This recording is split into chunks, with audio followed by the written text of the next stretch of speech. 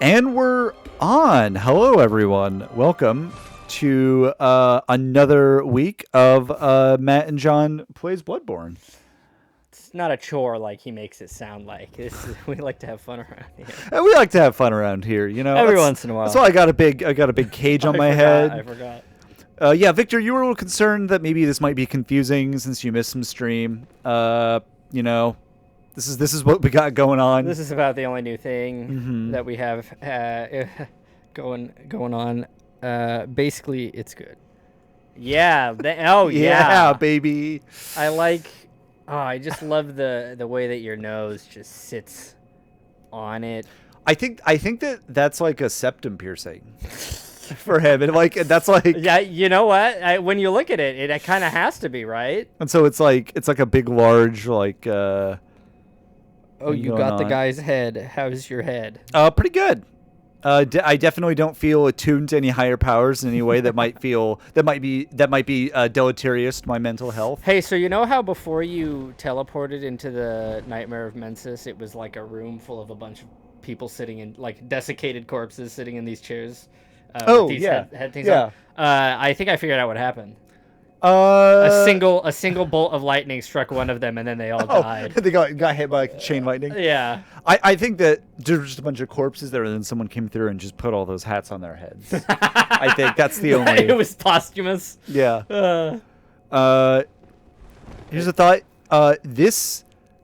Like, it's funny to think about, like, video games in real life of, like, obviously we're fighting monsters and stuff, but, like, this right here, like, or doing that and then making it, like, that would be the scariest thing I've ever done in my life. I'm just like, that would hurt really bad. Like, my adrenaline would be pumping. Like, my heart would be pumping so hard. I mean, that could kill you right there. Yeah. That's cold death. Oh, ow, that would hurt so bad. That's like a... Bonk, bonk, bonk, bonk, bonk. That's like a 6 foot... No, that's more. That's like a 7-8 foot drop. I mean, that might be 9 feet. I feel like our people are like 6.5 feet tall, I feel like, in this world. So I feel like that's a 9 foot drop. Just on to, like, stone stairs. Cold, hard stone, baby. Oh. Just immediately just, wrecking my shoulder. Do you ever get any complaints about your head? I don't know why you would. No notes, really.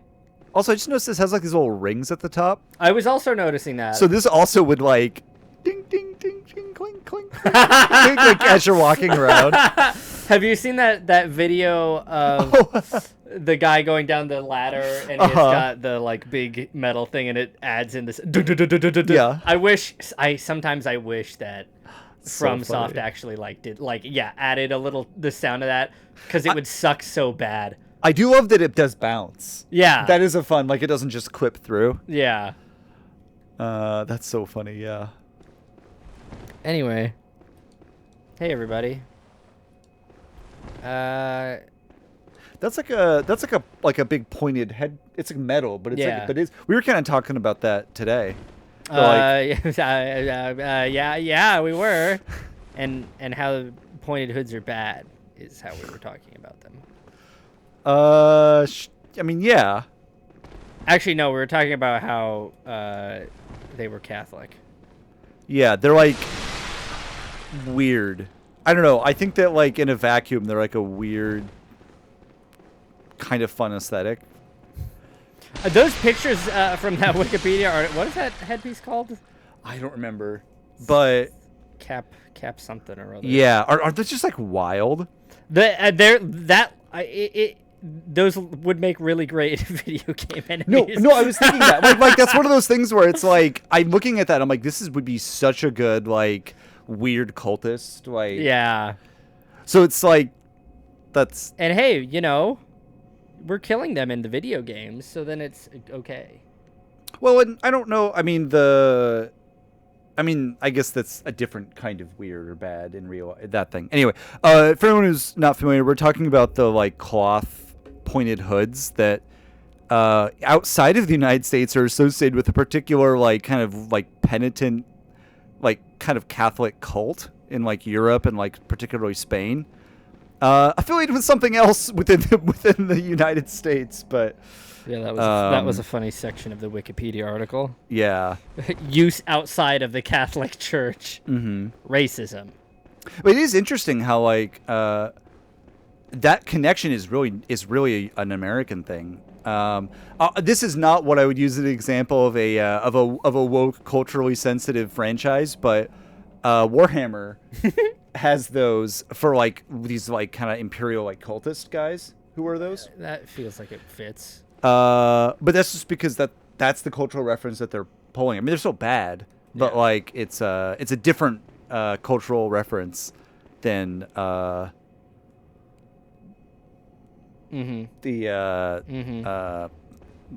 clan.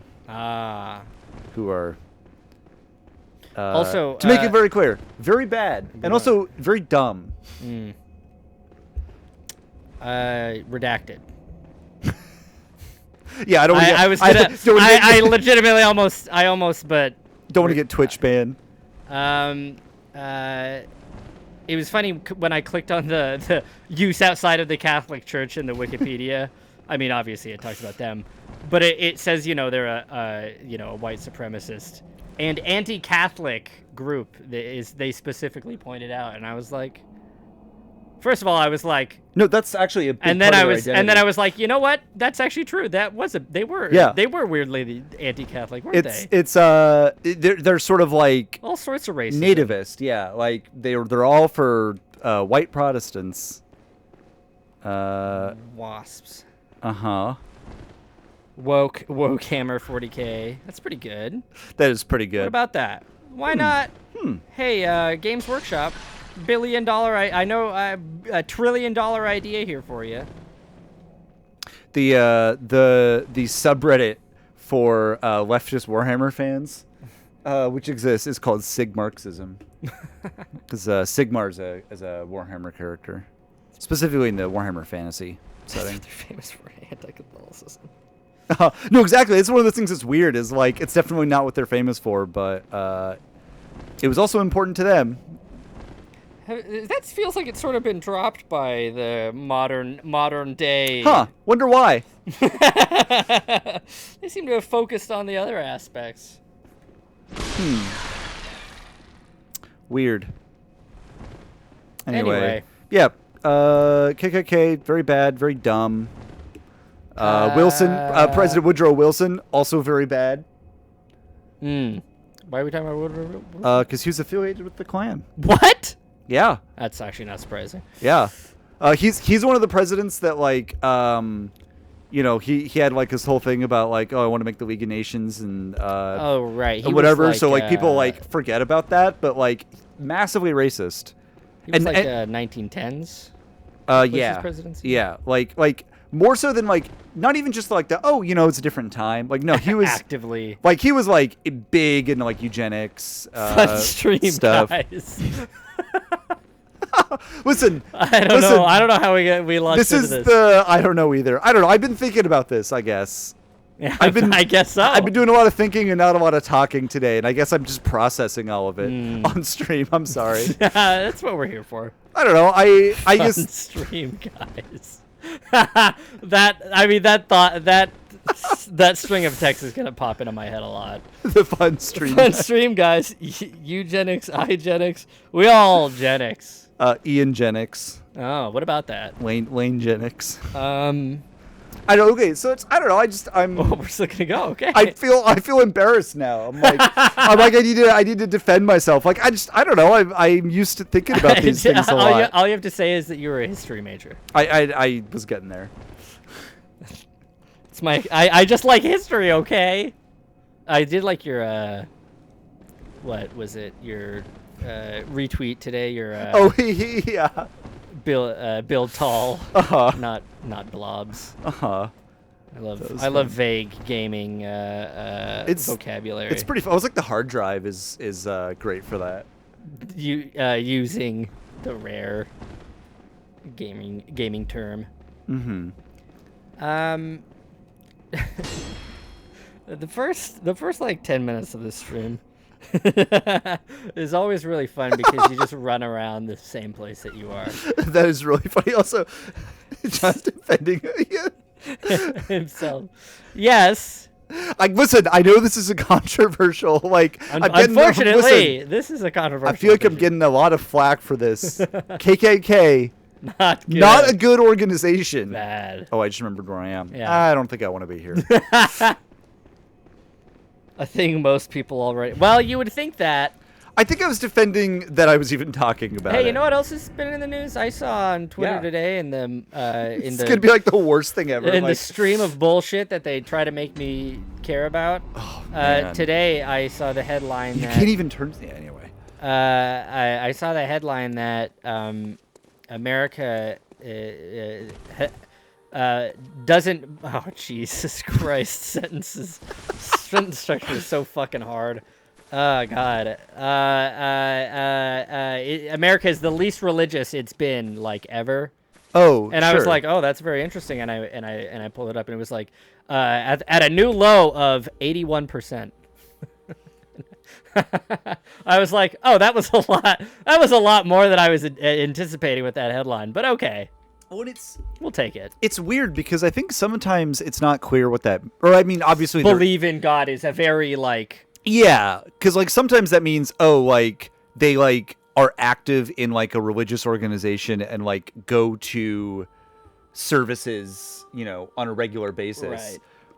Or it could just literally be like I'm not like I'm not like a confirmed atheist. Right. And like those are I haven't gotten my card from the organization yet.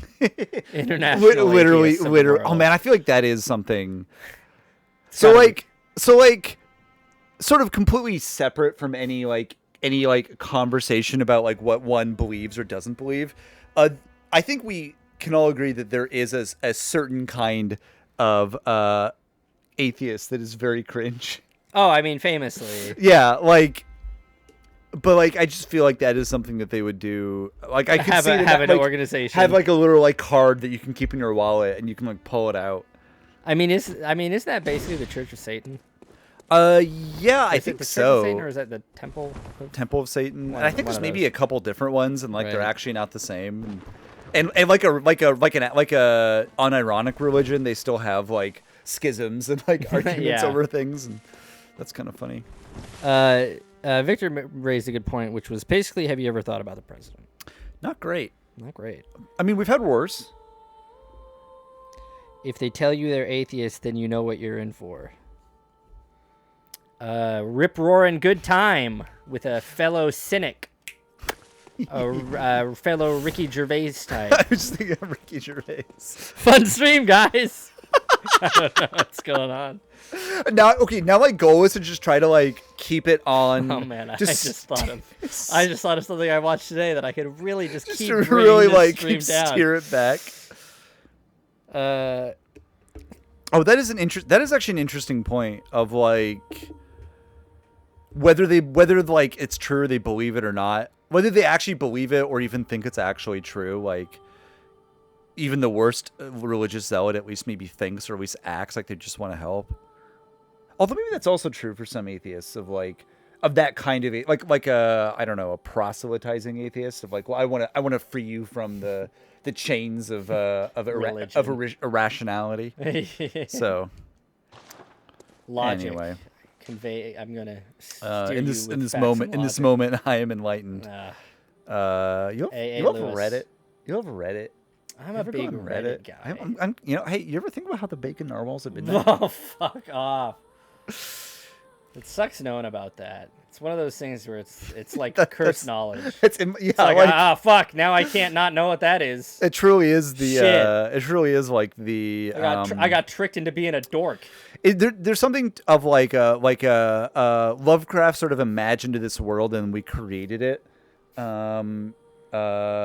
Just like on the internet with like forbidden knowledge and so within the sort of the Cthulhu mythos of one H.P. Lovecraft, there's this thing of at the center of the universe there's the outer god Azathoth, who a big thing of him is he's Nick, hello Nick, he's the blind idiot god of the universe who's all powerful but has no actual like plans or goals. Yeah, he's just like insane. He has no like subjectivity. Like he's not like a person.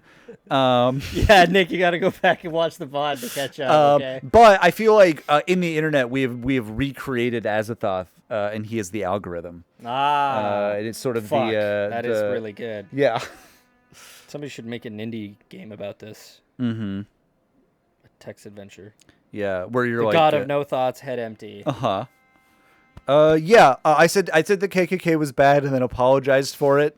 And then I said that sometimes atheists are cringe, and Matt seemed like he didn't really want to go down that path. I mean it's true. I don't know. To me that's a settled score. Yeah. Oh, sure. Indeed they are. That feels very Douglas Adams. Sure. Douglas Adams. You ever thought about how that's two first names? I'm gonna have a hot take here. Yeah, okay. Not that big a fan of Douglas Adams. Would you say that it's because you're more of a Pratchett head? Honestly, that might actually Pratchett ratchet. Yeah. I kind of felt like Douglas Adams was a little bit too cynical for me. You like that little bit of hope. Yeah, to get you going. And you're weak that way. I mean, I am extremely weak. I have no qualms about admitting that. He's talking about Genesis, the first book of the Bible. Oh, naturally. Back on religion talk. Oh, I see what we're doing. Taking a trip to the Nerd Factory. The Nerd Farm. Okay.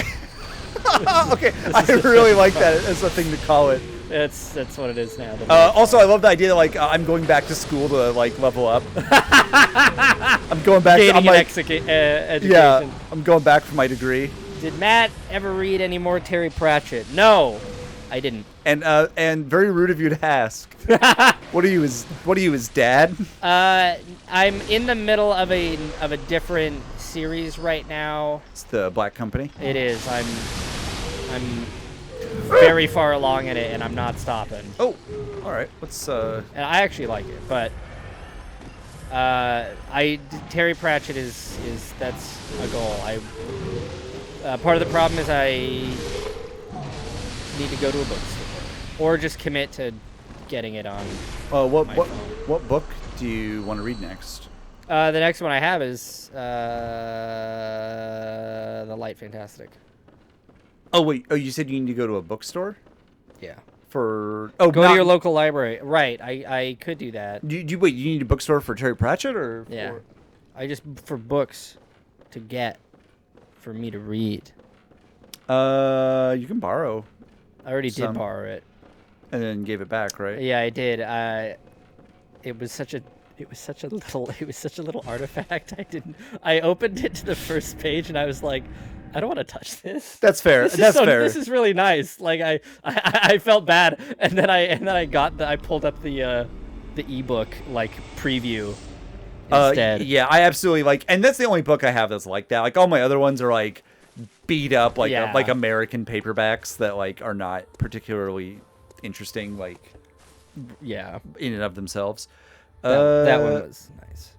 Also, yes, back up. Go to your local library. They're pretty great. Also, I maybe as a possible future librarian, they're good.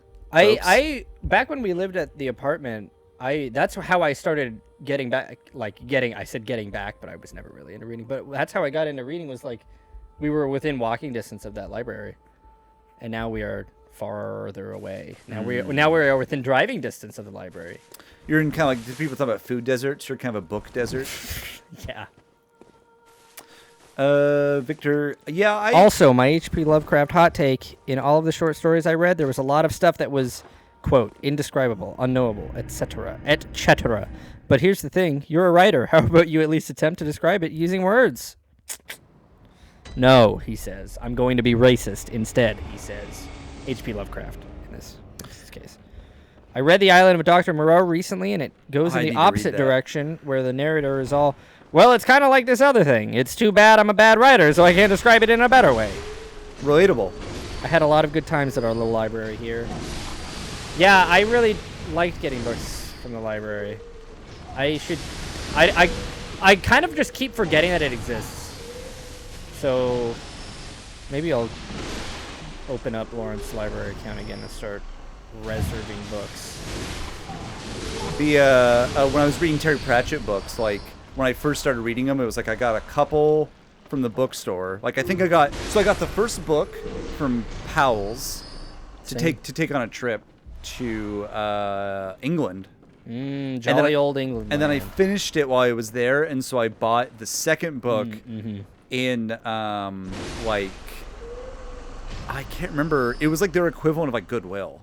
It was like it was an Oxfam bookstore in Oxford. And then I think like the next few books I read were just like whatever my local library had. I just kind of read all of those. Right, not in any order. Yeah. Right. Jared points out that the Newburgh fun. Public Library gets a shout out in the Matt Farley song about Newburgh, which is true and fun. Wife of the show, Sydney, I've gotten back into reading books. Great thing to read. Because I was given a Kindle and I could check out ebooks from the library. I want a Kindle. I'm a little privileged bitch boy who wants a little fancy thing. It does seem nice because like you don't have to have a light. Like you can just Man, that's the thing that because I'm reading The Black Company on my phone, and it's just so convenient to like, yeah, I don't have to have the light on. I'm not flipping pages. But then like the screen's bigger than a phone screen. Exactly. I think the Kindle is like a different kind of screen. Right. It's like better for your eyes supposedly. Yeah. Like you don't get like eye strain. Yeah. Which and also I think that like it can be like I think it has like a super long battery life because it's like it just does, it's the kind of screen it is just doesn't use as much like power. Yeah. Ooh, baby.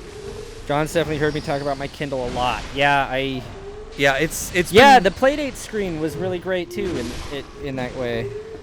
Yeah, it's actually been pretty fun like how Sydney is like really getting into like her Kindle. Especially cuz like it was a gift from her work. Oh damn, that's such a gift from work. Has such a gift from work vibe, the Kindle. But she like wasn't sure about it because it very much felt like because it was when she was working at the school, and it was kind of when things were bad, like working at a school. Heroes work here. Yeah, and it's kind of like oh great, do we get paid like heroes? No, but you do get a Kindle. Well, heroes get paid in like better swords and like and like magic scrolls, but like we don't have any of those. Yeah. And it kind of felt like one of those. It was like they're giving me a Kindle because they don't want me to quit, and like that's kind of weird. But I think she's ended up really liking it. I read books in dark mode. I also read books in dark mode. It's Man, you guys should like hang out. To read. Heroes get paid in treats now and then. That's true. Here you go. Let the echoes be. Let me. Man, I keep having Elden Ring brain and thinking, oh, you only have 37,000 runes, dude. You need like 100,000 more to level up. But that's me in Elden Ring. I know. Inflation is nuts, dude. Heroism is its own salary. I agree. In theory. I'm not a hero, so I don't know.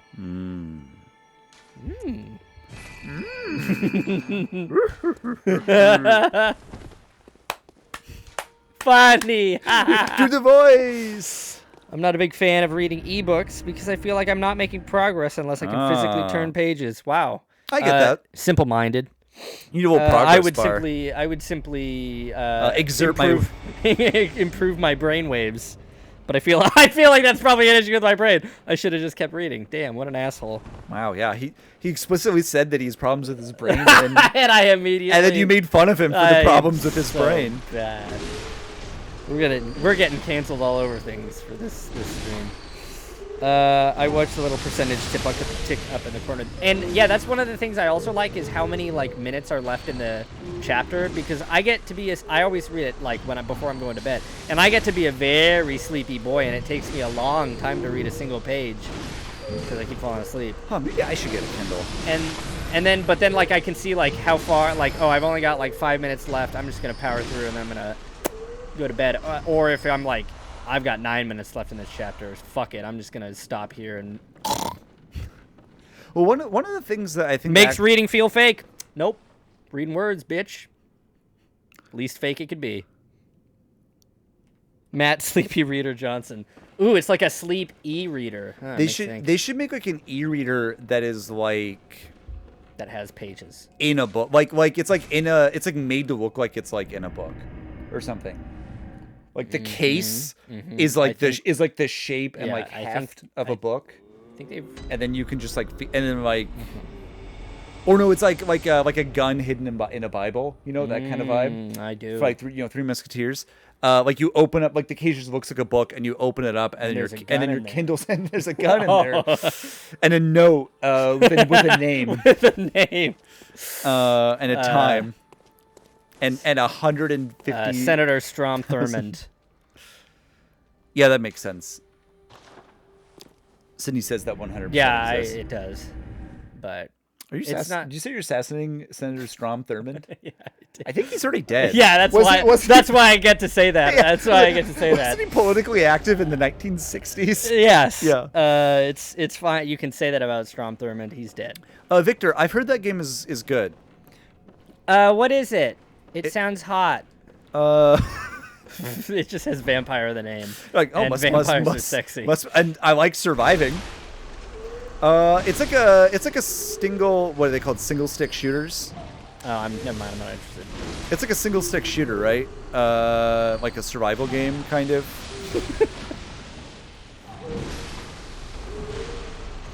It's like, what if they took Diablo and removed all the nonsense? Okay, well that's a pretty good pitch. I think I played there's like a web game that's like the demo that's free. I think I played that for a little bit.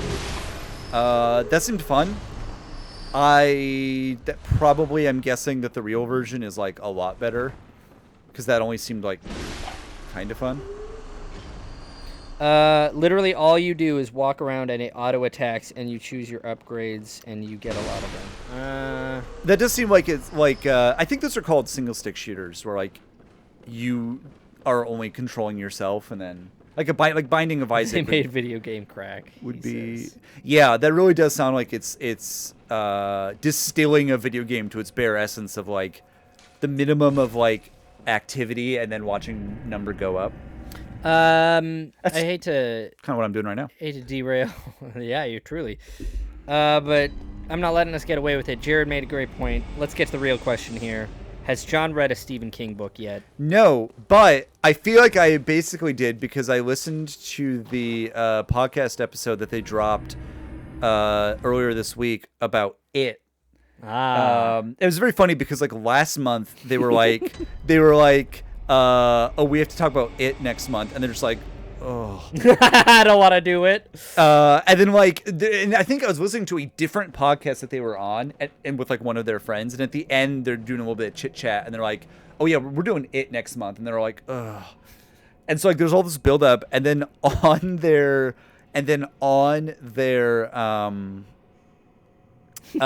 like Twitter, they like tweeted, there's like a punchline to it. They like tweeted like a screenshot of like it being edited. It was 4.5 hours long. Woo. It's a big book. It's a big book. So you basically read It, is what you're saying. It feels like it. Each stream we get closer to John reading a Stephen King book. Jared, I didn't even read a Stephen King book when it was assigned to me in college. Nothing's gonna make me do this. Nothing like no power on earth. Yeah. You can't make me. I'm keeping myself pure. I watched the Stanley Kubrick movie. I watched the sequel to it. Shoot. I was trying to think of a funny Stanley Kubrick movie to say. What's the Barry Lyndon? That's the funny one. Yeah. Yeah.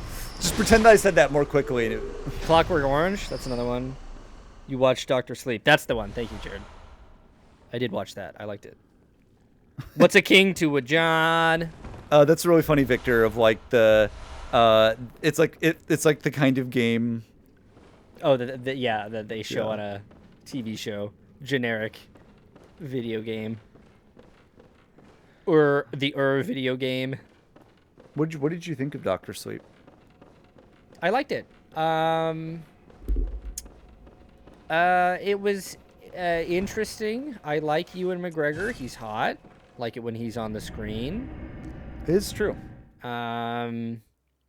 There's some interesting things about it. I liked the villains. Did you ever sleep? Yeah, he sleeps. Welcome home, good hunt. What is it? Gene Simmons' voice. They call me Dr. Sleep. The vampires from Doctor Sleep. When's that Steam Summer Sale coming up? Mm-hmm. Because of the steam. Because it's called Steam, yeah. Because they consume. Yeah. Very well met, All mister. right. Or like, oh man, I got all these unplayed games in my Steam library. Funny stuff. Are you guys familiar with the band Splain podcast? Been loving that lately. No. Not familiar. But it sounds like they explain bands. Is that accurate? Because I did like are you talking REM me? That's what it's called. And are you talking heads to my talking head? I like both of those. So if it's talking about bands, I like bands. You like bands? Normal human interaction voice. Do you like bands? I would like to call attention to Sydney's. They call me Dr. Worm voice. They call me Dr. Sleep. What is they call me Dr. Worm? I believe it's a They Might Be Giants song. Oh, okay. I like that. I like They Might Be Giants. I'm into that. Good joke. Saying that because I'm the only one here who gets that. That sounds like a fun podcast. I get it. I've heard music before, Jared. I'm something of a musician myself. Ow, ow. It's Revenge of the Might I interest you in a 3-hour REM episode? Well, I mean, it's not going to be anything about it's not going to be like the 14 episodes of the REM podcast, but I'll take 3 hours, baby. Something also of interest, Crossfade, where they review 2 disparate albums, but they've done a few retrospectives that are good. Do they get into band member names? Yeah, that's an important point. George Harrison. What was their nickname for Michael Stipe? The big stripe. No, I don't think Jared, you might enjoy this. So there's the whole Wordle thing and all the Wordle clones and stuff. So one of them, I think it's called Musical. It has a bunch of like daily ones. Like you listen to like a little like snippet of music, and then you have to like it like gives you a list, and then you have to like it gives you like a multiple choice, and you have to pick like what's the song or like what's it from. But they have a bunch of different categories, and one of them is like Beatles, and like Beatle members. So it's like it plays like a little snippet of a song, and then you're like, oh, was this off of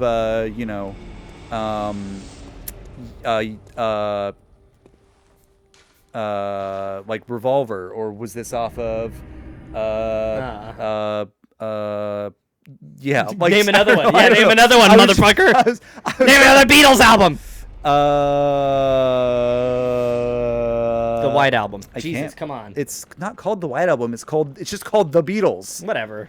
And I was trying to think of like the Yellow Album. I was trying to think Yellow of Submarine. I was trying to think of like spin-off projects, because it also could be from like the All Things Shall Pass. McCartney 2. Yeah. Oh, you're in the Beatles? Name anything at all. Rubber Soul? No, you're thinking of Neutral Milk Hotel. How strange it is to be anything at all. Anyway, I was laughing because I remember that in Are You Talking Heads to My Talking Head, that their nickname for David Burns was Mr. Burns. That's pretty good. Yeah, every time. Anyway, you might enjoy that. It's actually worse Jared? that John couldn't think of the Beatles instead of the White Album. No, I don't know. I here's the thing is I got stuck in a loop. Sydney can attest that this happens sometimes. Because I was like thinking about it, and then I started thinking about the fact that I was thinking about it, and then that halted all forward progress. I get it. Buffering. Uh-huh. What's it called again? I think Musical. I can also just like send you the link if you're curious. Which you don't have to be. I'm certainly not. Good. I was thinking about Mr. Burns that whole time ago I was talking. Oh man, just the other day. Okay, I hate SEO like writing. Oh, it's bad. It's a virus awful. that's spreading. It's painful to read What is it? because it's so like this weird, awful like circuitous writing that's like super repetitive and like doesn't say anything. Yeah, I think Chris retweeted or something that was like an SEO, just an example of that, and it's just like I see it a lot when like looking up Elden Ring stuff. Making supplications to the blind god Azathoth. Yeah. The gibbering algorithm that Did you say gibbering? What? Did you say gibbering? I did. I said, but is that your natural? Oh, is it gibbering? I mean, I don't know. I always pronounce it gibbering, but I don't know if that's like an envelope sort of I don't know. I look it up. Ben gibbering. That's pretty good. Sydney makes fun of me for this a lot. Wow. I know she's very mean. Some marriage. I know she's very mean to me. I say a lot of words wrong because I was very much one of those kid who read a lot of books where they say weird words, but like never heard anybody. But say never it. never heard a human say it out loud. Yeah, there'll be a thing where like I'll know what a word means, but Sydney will know how to pronounce it, but like it won't be true the other way around. Victor, that cat joke hit me like a fucking punch in the face. That's pretty good. Death cab jokes over here. Cath voice. Tote. No, Thoth, my guy. Are you talking about the Egyptian ibis-headed god of wisdom and the moon? Thoth? It's pronounced Tote. Extremely disappointing. Hey, I'm that kind of guy that I like read things in books when I was little, but never heard them said out loud. Same. Home, good hunter. Safe excuse. On a kind of a note about the I'm gonna call my podcast. One of the podcasts I listen to is a Star Wars podcast where they talk about anyway, they talk about stuff. It's very embarrassing, but also quite good. If you're into that. But anyway, the podcast is called A More Civilized Age. And they got for their Patreon URL, like patreon.com/civilized. And they were all like, I don't know how he got that. I don't know how that wasn't taken. That's very satisfying. Yes, that's a very good point, Victor, but this is like... Here's the thing. I could imagine wanting to hear about Star Wars. Here's the thing. I used to be that way. Here's the thing. This is a podcast that, like, legitimately made me less embarrassed to be a Star Wars fan. Wow. Because they, like... We should remove this podcast from the internet. I don't know, because they all have, like, good opinions. And so it's... I know. We're teasing. Anyway, enough about this. Stocks are down for Star Wars fans, so we're all getting in on the dog pile. I know, yeah. Us Trekkies are getting in on the dog pile while we can. So I met a guy I was wearing a Star Wars hat, and I was talking to a guy in the Max, and he was like, "Oh, I like your hat." Or no, he didn't say that. He said, "I hate your fucking hat, dickhead." He said kind of the opposite of that. He was like, "I'm actually more of a Star Wars Trek fan," and I was like, "Oh, actually, I mean, me too. I don't think that those really need to be like in opposition." And he was just like, "Yeah, that's very like open-minded of you. Like, yeah, I appreciate that."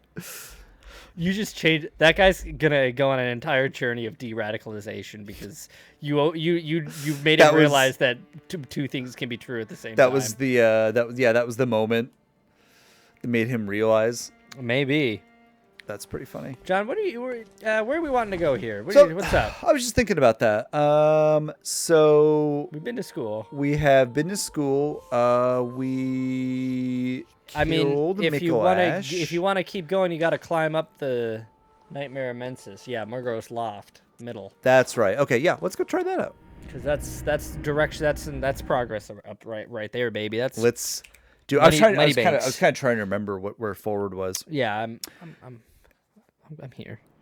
It's a very good review of a podcast, but my point still stands. No, you fine. Like stuff? That's enlightening. I mean, yeah, I would say if you don't like Star Wars, or even if you're not a Star Wars fan, it's not worth your time. Well, also, yeah, like if you don't like Star Wars, what the fuck are you doing listening to a Star Wars? Yeah, podcast? it's sort of like Go spend your time elsewhere. like listening to something you like. It's like I feel very. I think I found the Beatles musical, but you can't type in the name of a song. Oh yeah, the one is considerably. What's weird? It's like multiple choice, and they only give you the album artwork, which is sometimes annoying. So you just really have to know what album it's from. Oh, that's weird. Okay. Is it this way? Yes. Okay. Up the stairs we go until we reach that tunnel. It's a Gollum. It's a Lord of the Rings ref. Amazing ref, dude. To all my loader fans out there. I gotta stop doing that. What? That chain looks like it's going really slow. I don't think I need this anymore, do I? No, I mean you. Unless you want to go down. That's not going to take me further up. Okay, cool. Boy, that's a long one. I agree. I also asked last night if anyone had any Portland band recs. I saw that, and I get the feeling a lot of them didn't do a quick SEO check for their name. That strikes me as the Portland music scene wouldn't check SEO. I don't even know if they're still in Portland. Like the only. Yeah, I do not really know like sort of You should, like the Portland check out, scene. I don't know if this counts, but you should check out the guy that sings about cities and towns. I think that he's got a Portland song. I think he does, yeah. I know Typhoon is a Portland band. I don't know if they even are still making music or if they're still in Portland, but I have historically liked their stuff. Death Cab for Cuties, Portland band. Oh. Radiohead, I assume. U2. just like all my bands that I like are probably Portland bands. Chicago is a Portland band. Beetle Boots, yeah, that's a Portland band. No, stop. No. Wow, I can't believe they actually stopped. That's very polite of them. Yeah, that's pretty cool. You know, they look like some shady characters, but they're really nice at heart. I appreciate that. I mean, obviously, like Europe, the band Europe from Portland, Asia. The Decemberists are also a Portland band. Oh, wait, is that a true one or a fake one? That's a real one.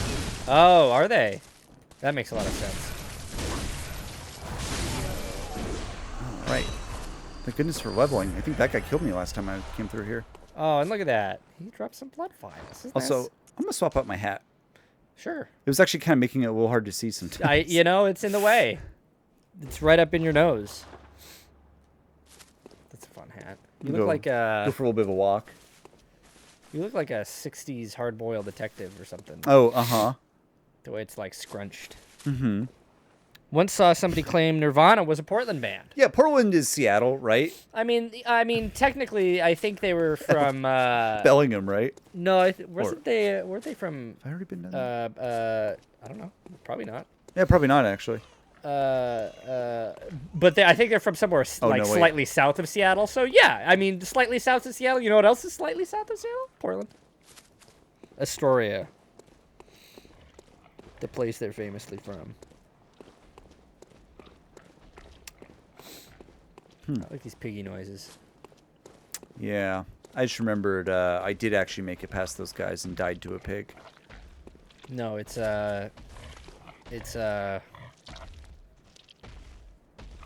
Aberdeen? Was it Aberdeen? Is that where Nirvana's from? Yes. Oh yeah, put it in. Yes, put it in. No. Oh no. Okay, good news. I do a lot of damage, so I can still recover. I wanted you to put your arm. I know. In that pig. So did I. Do like a veterinary. Care. Dude. Hey, I've seen dirty jobs. I've seen what they do to those horses, you guys, and those cows. It's not nice. Well, you know, hey, maybe it is. Good old Mike Rowe. Guy's a dickhead. he's a fun TV host, and that's all. And that's all I want to remember him by. Woo. No, thank you. You're gonna get run over. No, by thank a you. Second pig. There was a second pig. Oh, listen to the sounds of those piggies go. Ow. What about Five Guys as well? Would that be helpful for you to run into them right now as well? Sure. Say?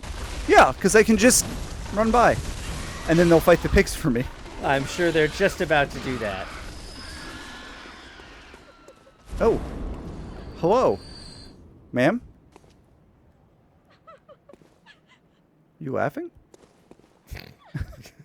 You're laughing? I think those are tears. Are you okay? Tears of joy? laughter, right? Tears Of of joy. joy? Should I hit her? No! Oh my God! I don't know. She might be. She might Can be you an lock enemy. onto her? No. That's the rule. All You right. can't lock on there, friend. Was I able to lock on to the wedding guy? is going great so far. I don't appear to be able to talk to her. Could I lock on to the guy who ate everyone? That's fair. Well, anyway. Good luck. Things seem to be going great for her, so. Should I hit her? I've only got so many buttons. I mean, Hey, you give somebody a hammer. Everything looks like an. I mean, that really is like there's like a whole discussion about that, about like. Oh yeah, there's an Iosefka's blood vial, but you already have one, so you can't have It's it. so funny. Is it like, how good is it?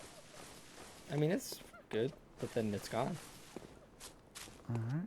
I think that one either like heals you more or like heals you over time very fast. You should go down there. Yeah, I'm seeing that. Ask how she's doing. Is she nice? I don't know.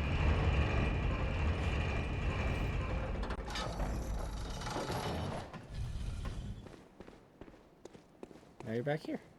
Hey, oh hey, good thing I pulled that up. Yeah. Because also I have enough to level up, so Yeah. I'm gonna go do that. And then, You don't have to go down here. huh? You don't have to go down in this. Oh, was there like about to be a bell? No, I mean there's a bell. Oh shoot, you're right.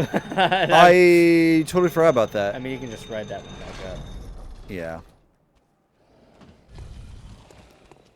I was like, oh yeah, they opened this shortcut. Like I can just take this one down All and the way back down. Uh-huh. That's an idea. I don't remember which Homestar Runner game it was, but one had 3 options for everything, which were talk it, fight it, and jump it. Think about that often when gaming.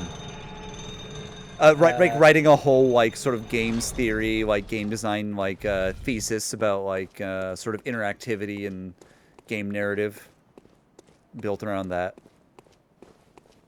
I believe that is Thy Dungeon Man 2. Amazing. We thank God for Homestar Runner. Oh. I heard someone singing. Yeah. You did, didn't you? Also, I've encountered like I love the singing like kind of gargoyle ladies in Elden Ring. They've got a great voice. It's I so do love listening to 'em. cool, and like I think the first time I encountered one, I was just like, "Oh, that's nice," and I just left. I just left them alone. Yeah, no, I always just like ride past them. Because they make it such a nice song. I think the only times I've fought one are where you kind of have to, like Yeah, in there's this section on like the precipice, Yeah. like rain swept Yeah. precipice, wherever. That's the Penny Arcade game, Let the but echoes become your strength. Wow, look at you guys arguing about Homestar Runner. what a Games. fandom we've. Honestly, community. it makes me very happy. I should go watch some of Is those. Nick here? Why? I was considering leveling endurance, but I don't know. I want to make him mad. That poor guy. Yeah, I know. I couldn't resist. Also, have you? Nick's been doing his rune level 1 run of his second rune level 1 run. Yeah, Nick, like He's he's like an Elden Ring like I know. machine. He's an absolute beast. I feel like shit. I look at those and I'm like, oh, okay. Oh, so you're like good at the game. I play like a fucking idiot. Just like, I got nothing. Homestar Runer. That's pretty good. It's like what if Homestar Runner was Elden Ring? You know, that actually would. I've not seen that as, you know, the incessant, the endless like pop culture crossovers, like mashups. Yeah. Like a FromSoft Homestar Runner. That could be Hey, kinda somebody use the DALL-E. Make a Homestar Dark Souls, and credit me and give me all the money you make from it. You make money from those, I assume. Hmm. Oh, hey, the one I got gives better. Also, have you ever thought about how the DALL-E is sentient? A weird little steampunk man told me that, so. That's my favorite detail. He's a weird little cyberpunk or a little steampunk guy. I do be playing Elden Ring, and you be playing it well. It is so funny. You ever notice that dudes be playing Elden Ring? They do be. Nick, how many times have you already beaten this game? Because I'm still not done with my first. I'm like not even very. Like I haven't actually played in a while. Like I took a huge long break for a while. Yeah. Probably not long or before or after the point you were. Did you guys see the new? Oh, there's a new Strong Bad email. No, I didn't see that. That's cool. You've made 4 runs already. Damn. Jeez Louise. I mean, I guess Louise. Once you know what you're doing, I bet you can rip on through that game. And like where to go and like who to fight and who's not, because you can just run through so much stuff. Mm-hmm. And what would I theoretically need for that? That's what you look like. You look like the old guy from Courage the Cowardly Dog in that hat. Stupid dog. Nice. He did say that. So mean to that little dog. I know. What a mean man. That guy shouldn't have had that. Shouldn't have had a dog. I think it's probably not responsible. Yeah, you are cut from a different cloth than me, and that's not a bad thing. But I could not even imagine. Rune level 1. Buddy, I'm making rune level 100 and whatever look like rune level up my ass. That was good. Thanks. That was good. Whatever. You get what you get on these streams, folks. I'm doing. At least we're honest. I'm doing a rune level 1 with my comedy here. These video games with hard mode shit, I don't got it in me. Yeah. Yeah, I guess we're just built different. But like not in a good way, like no. Like ripped like our brains are sauce. Is this? Yes, this is what I used to do blood level 4 speedruns of this game. Oh, is that the lowest?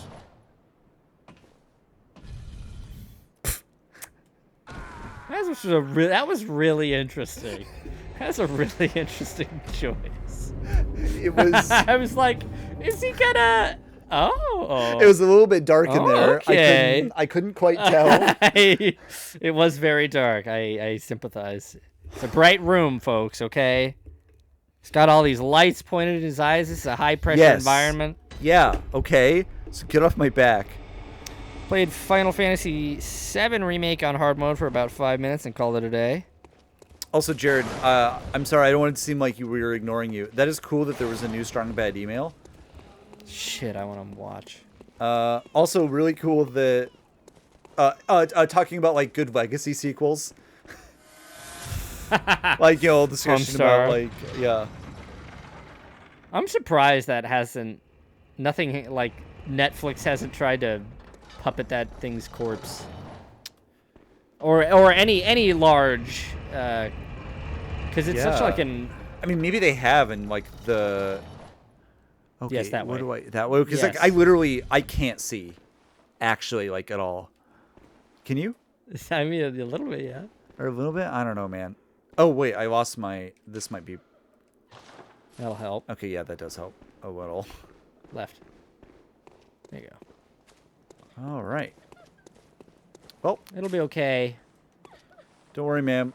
We'll kill your baby for you. Hey, quiet down. Damn, she's tall. Don't you like that about her, though? Man, more games should have tall women. Continue with that thought. More about that. Speak on that. She's tall. She's got a weird face. I'm into it. She's sad. Oh, more of these guys. More of these guys, huh? It's like a child-sized one. He's very like the inclusive. He's like the little young Sheldon, like the little kid who's like I'm joining the cult. I'm like 12 years old, but I'm in university, in college, because I'm a little genius. One of the two Homestar guys worked on Disney animated shows, so I imagine they might have tried to do something. Well, I'm glad they didn't, because it might have sucked. We got big moon. Average moon. It's not big. It's actually really close. Yeah. Oh. Cutscene. Hello? Hey, shut that baby up! Oh, ooh, a bird. Thank you. I like this bird. Yeah. Oh. Spooky. I don't know. This is a weird boss. The like texture never fully loads in. That's funny.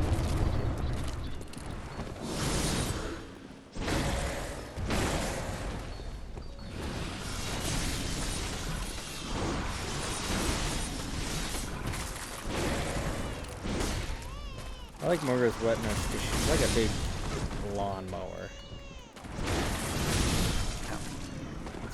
It's basically like, what if you had a bunch of swords? Much to think about. What kind of bird, John? I mean, she looks kind of like crow-based, I guess. Who asked that? Victor. Okay.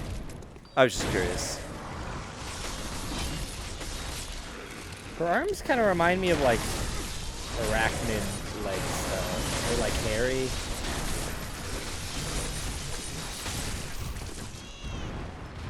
I'm sure it will be, but it's funny to imagine that the fight never gets any harder than this. Yeah.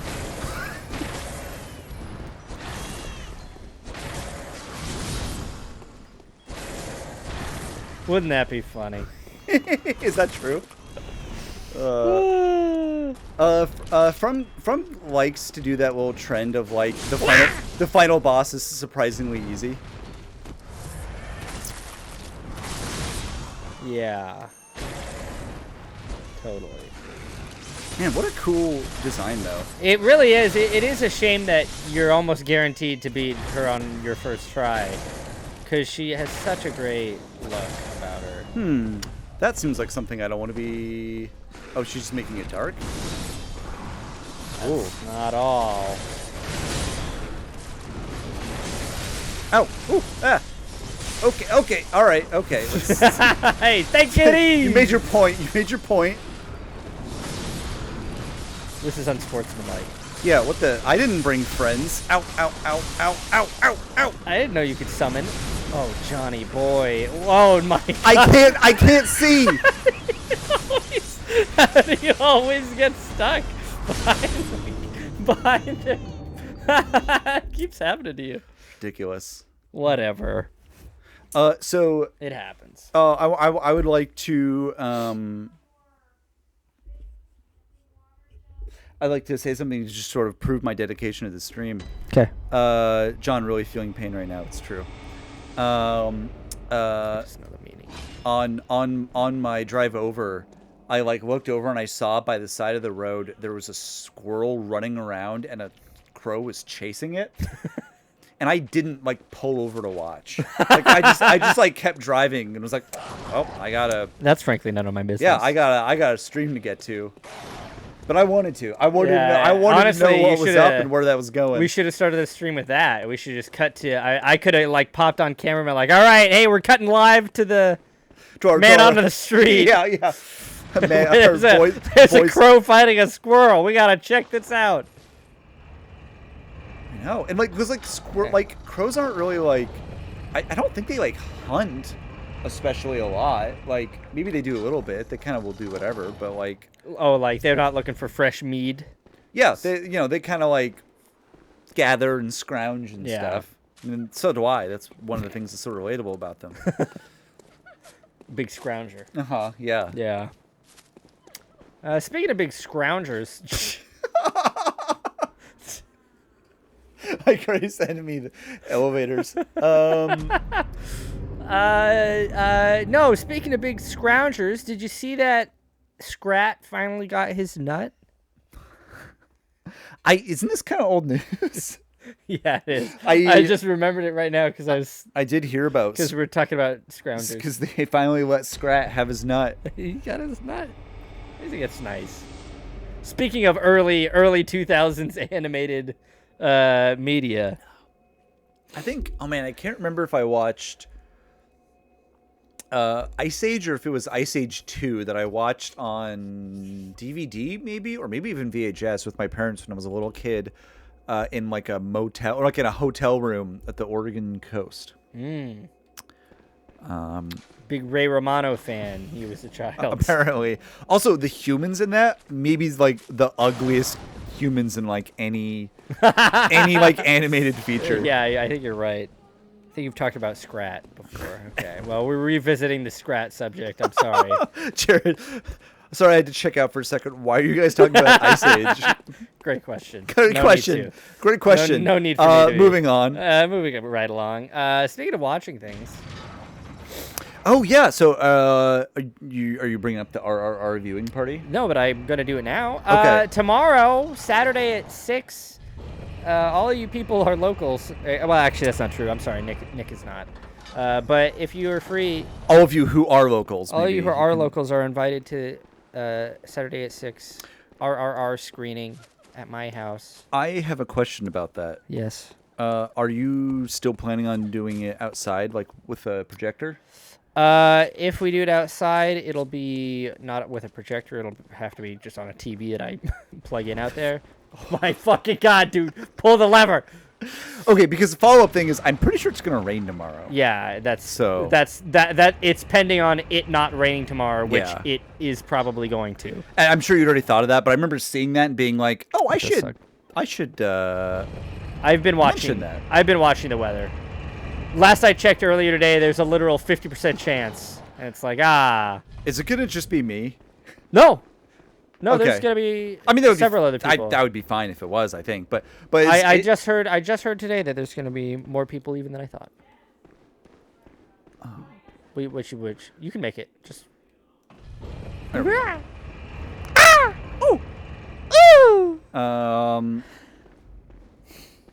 What?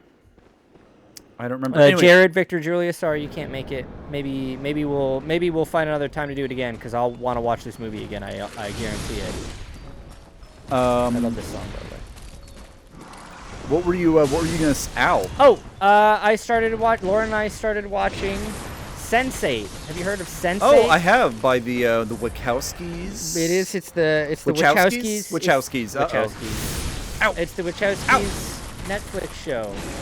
We're good for them. Good for them. You know, I'm finally glad they got a Netflix show. You know. They got 2 seasons. That's all that you get. Matt, what if Vic, Julia, and I just go to your house on a different day of choosing, but we don't inform you beforehand? Honestly, I'm probably gonna be fine with that. But also, we could pick a time. Also, let me know so I can come too. And also, yeah. But still don't tell Matt. Just tell me. Yeah, that's fine. I don't need to know. Frankly, none of your business. Yeah, we started watching it. I didn't know what to watch, and that's been on my mind recently. And I figured it's Pride. I should watch Sense8. And it turns out that was a really great choice because it's just good. Because 20 seconds in, or like no, in the first 5-minute intro, I was like, I don't know if a TV show has ever been like more my shit in this amount of time. In the first 20 seconds, I said to myself, because I was getting vibes, I said to myself, actually I said out loud to Lauren, I was like, man, I want to watch Lost again, because I was getting like Lost vibes from like just the like shots. And then the second character that shows up is played by, I can't remember the actor's name, but the actor who plays Saeed in Lost. And then also Joe Pantaleoliano is in it. Joey Pants is in it, which is it's sweet. Wow, you beat. I got Murgo's wet nurse. Yeah, she's really easy. I think I think the trick for me beating a boss is you just talking about something and then I just ignore you. Yeah. Well, also Murgo's wet nurse is famously. Can we get a praise laughter? We have to wait until the baby's dead. Oh. I don't want to kill a baby. Too bad. Oh wait. Also, yeah. No, this one is Nightmare Slain. Yeah. We'll make it all caps. Nightmare's Lane. How about that? That's pretty good. That's pretty good. That's pretty good. Flick that light and then go back down and go see the queen. Oh yeah, I'll go say hi to her. Hey, speaking of Joe Pantoliano, just heard the 3 leads of Bound are being reunited in season 2 of Chucky. Oh, cool. Don't know what the fuck that is. Not gonna watch it. But that's really cool because I love that movie and those actors are good. Sydney says a night female horses road. Nightmare Lane. Okay. That's pretty good, actually. I'm living on Nightmare Lane. Like the evil killer doll Chucky. Yeah, I don't give a shit. It's a doll. Why would it kill anything? It's fake. It's made up. Oh. There. Now she's at peace. She's like, thanks. Thanks for killing my child. That that baby wouldn't shut up. Feels like there's something going on here. You have a lot of... I sure do. I'm going to spend him. Yeah. Spend him. Hey, you earned it. Thank you. How many umbilical cord pieces? Hey, great question. I think 2. I got 2 of them. Of presumably 3. Yeah. Don't you need to take? You need 3. Actually, there's 4 in this game. Oh, that's funny. Yeah, you get 1 and 1/3. Because they're not. It's one of that. The name of that item is a weird translation. Oh, thing. it should be like piece of or section. It's a third. It's a third chord. Is the name of the. Yep. Huh. We're in the end game now, baby.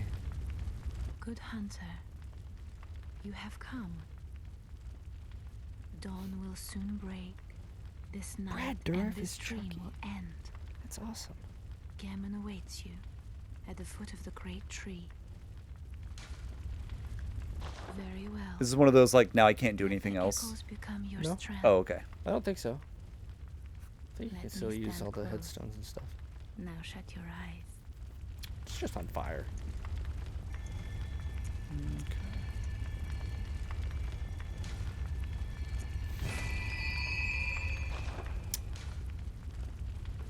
Farewell, good. May you.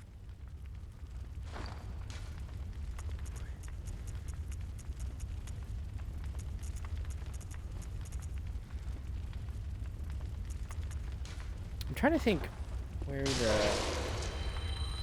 next Gammon third awake, chord go on. could be. Very I well. think let me yes, Imposter Yosefka might have it. I don't know if she's gonna be around anymore. Talk to me when it's about Chunky.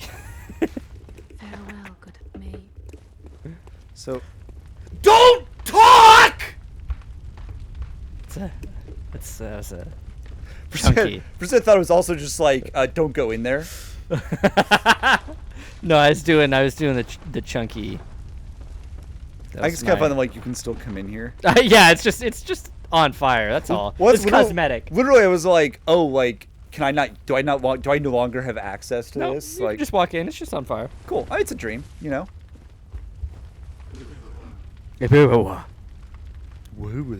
love that noise. Brad Dourif is still Chucky. Controversial opinion. Brad Dourif, pretty good. Yeah. And also another controversial opinion, still Chucky. Then you're saying this. How are we doing for time? It's 8:12. Okay. Yeah, not quite break time yet, I would say. No, unfortunately. Even though that would be... Now is a pretty good break time, so we'll just have to keep doing things. All right. So do we want to... Go to first floor sick room. I'm going to... Nope. Yeah. I'm going to see if we can get... You can just take a break, dorks. No, we can't. The timing is wrong. Don't be silly, Sydney.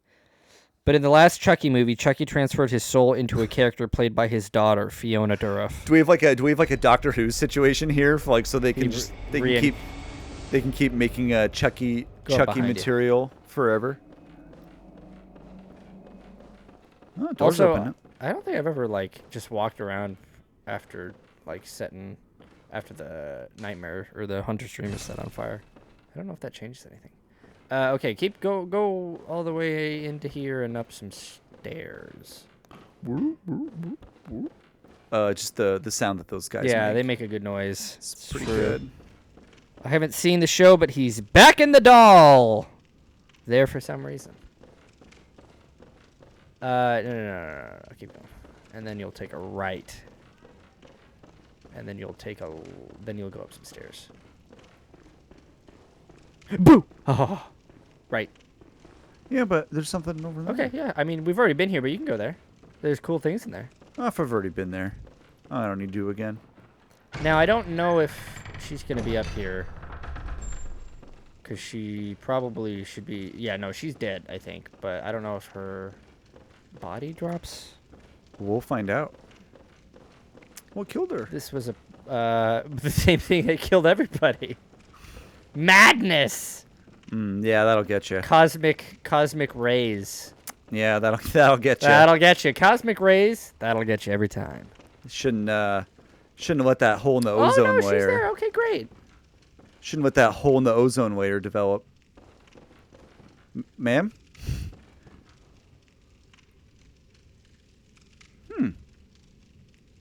Just normal Havana syndrome.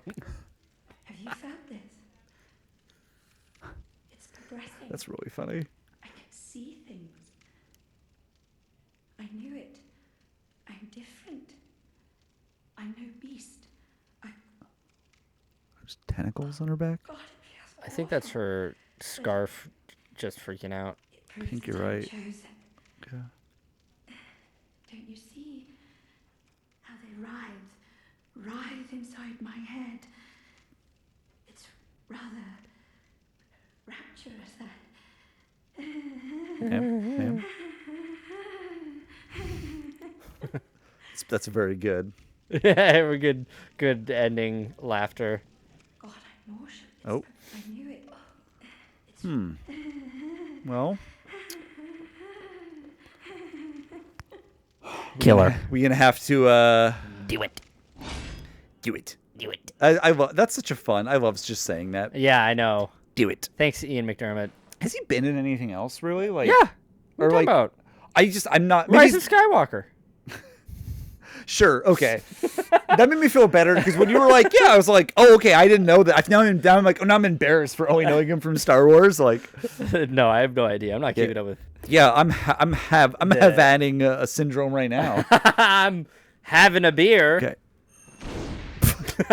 Pardon me, ma'am. Yeah, that was nothing. Just testing it out. All right. Oh man, that's such good. Like how she kind of Her animation is amazing. This is very on good. this. All right. Her posing is a little. It's a little yeah. Feet. 1/3 of umbilical cord. There we go. Yeah, I think even in like the UK version of the game, those are called they're just called third chords or something like that. That's one of those. One of those. A great relic, also known as the cord of the eye. Every infant great one has this precursor to the umbilical cord. Every great one loses a child and then yearns for a surrogate. The third umbilical cord precipitated the encounter with the pale moon, which beckoned the hunters and conceived the hunter's dream used to gain insight. So they say eyes on the inside, although no one remembers what that truly entails. Oh, Provost Willem sought the cord in order to elevate his being and thoughts to those of a great one by lining his brain with eyes. The only choice he knew if man were to ever match. So that's the one you got from Provost Willem. And this cord granted Mensis audience with Murgo. So I think you got that from Mikolash, probably? But the cord granted Mensis audience with Murgo, but resulted in the stillbirth of their brains. That's such a good way. That's such a good line. Of describing how it just blanked them. It just destroyed all of their minds. Stillbirth of their brains. Amazing. That's I love good. their writing. That's so good. There you go. All right. So we need one more? Nope. You only need 3. Okay. 3 third chords. Okay. So I guess we still need to decide if we want to do DLC stuff. I mean, how much more Bloodborne do we want to play?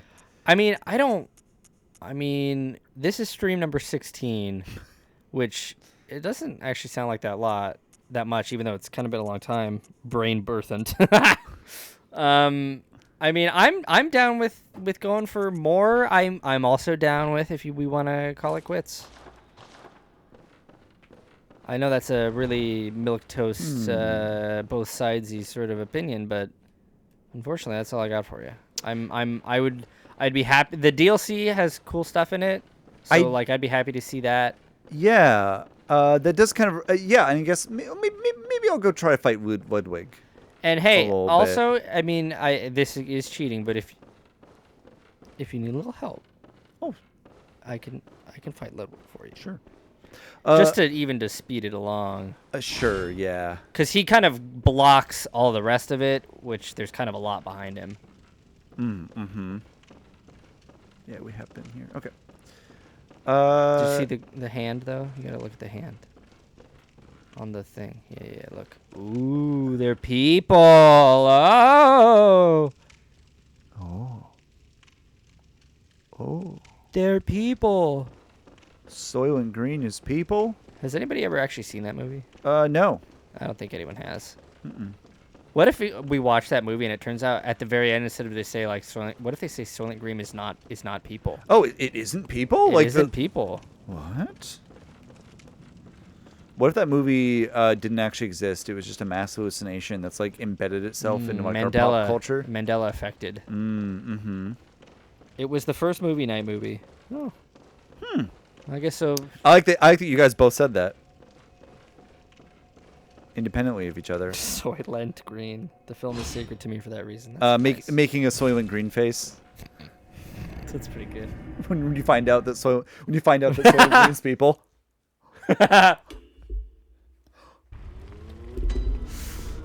I just love that now it's just on fire. Just for the rest of it is a bit of a bummer to be and she's just hanging out. It is a bit of a bummer to be yeah, well, that's just gonna be on fire for when we do all of the DLC. Yeah.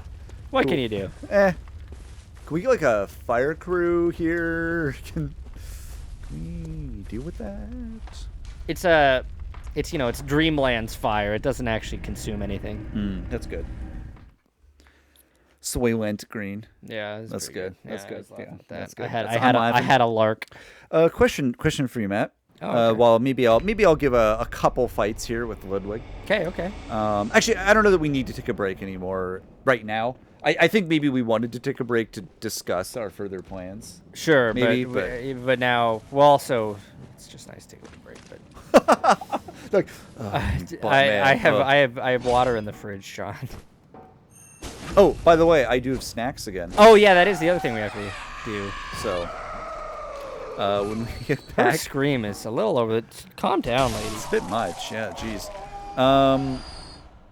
That guy's just fine though. It was the first movie night movie because I didn't have anything picked out, and there were 2 DVDs on the shelf by the door on my way out. Movie night. That's a great idea. Never heard of it before. Oh, sorry. What were your questions? Sorry, had to get that in my system. Did you end up watching the Did you end up watching the not the outer? Starfield. I was about to say outer worlds, but that's dude. I got a lot of yes, the Starfield. I did watch that today. So yeah, that's my proclamation to you because you're having a lot of camera problems, and I think. Oh jeez. Okay. Anyway, what were you saying? I did watch the Starfield announcement. There's a new Bethesda game From the minds that brought you Elden Ring and Fallout 4, it's Starfield. Hi, it's me, Todd Howard. I'm here to jerk off. That brought you Elden Ring? Is that what I said? Yeah. Elder Scrolls. The other fantasy game. How tall is Todd Howard? Not. Because he looks He's short. Yeah, he looks like it. He's a short little king. It is very funny because we can pick him up and put him in our pocket, and that's how we like it. He's just like an intrinsically funny little guy. I can't fucking take him seriously. Cause like I watched that like press clip, and like as soon as like Todd Howard was there and started talking, I just laughed. I know. I was like, this is just a little guy. Our little like. I know. I was laughing at his little outfit.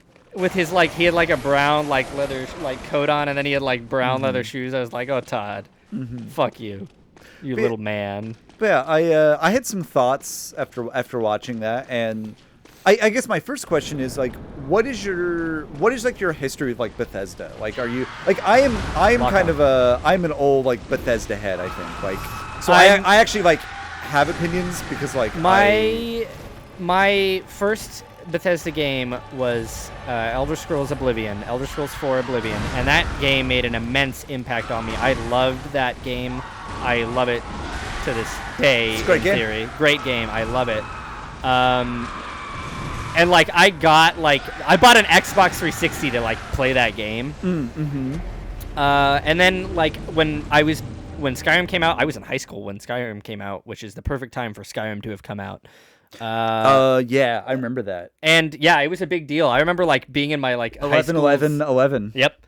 I remember being in my high school's like computer classroom and like looking up like pre-release details for it. And then I never played Fallout 3 really. I say really at all. I never played Fallout 3. I never played Fallout New Vegas. Like when they came out, I mean. And then I played a lot of Skyrim and then kind of went through the journey of Skyrim kind of is a little bit lame. There's like a whole arc to it. Yeah. You get older and you're like, actually, this game's not very good.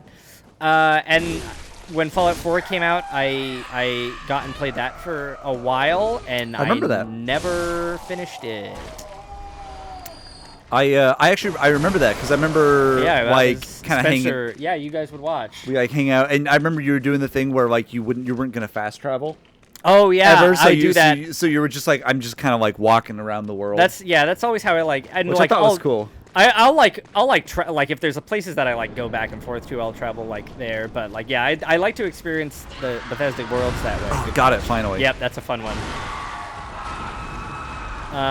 So I have, and then so yeah, I kind of have soured on the Bethesda games over time.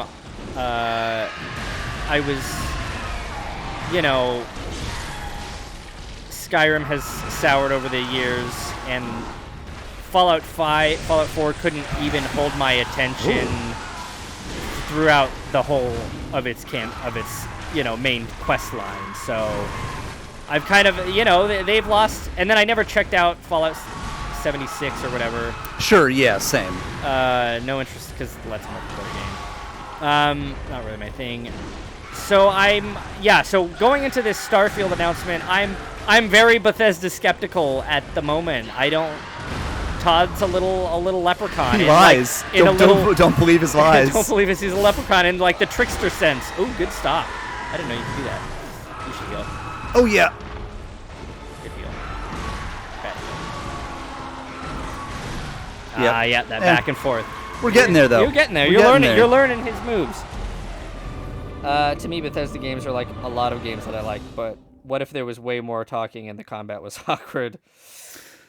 Combat's getting better. I don't know, but looking at Starfield, and it was all those just like shooting people with the gun, and I was like, wow. It was interesting. This is like a trend because like they're not even laser guns.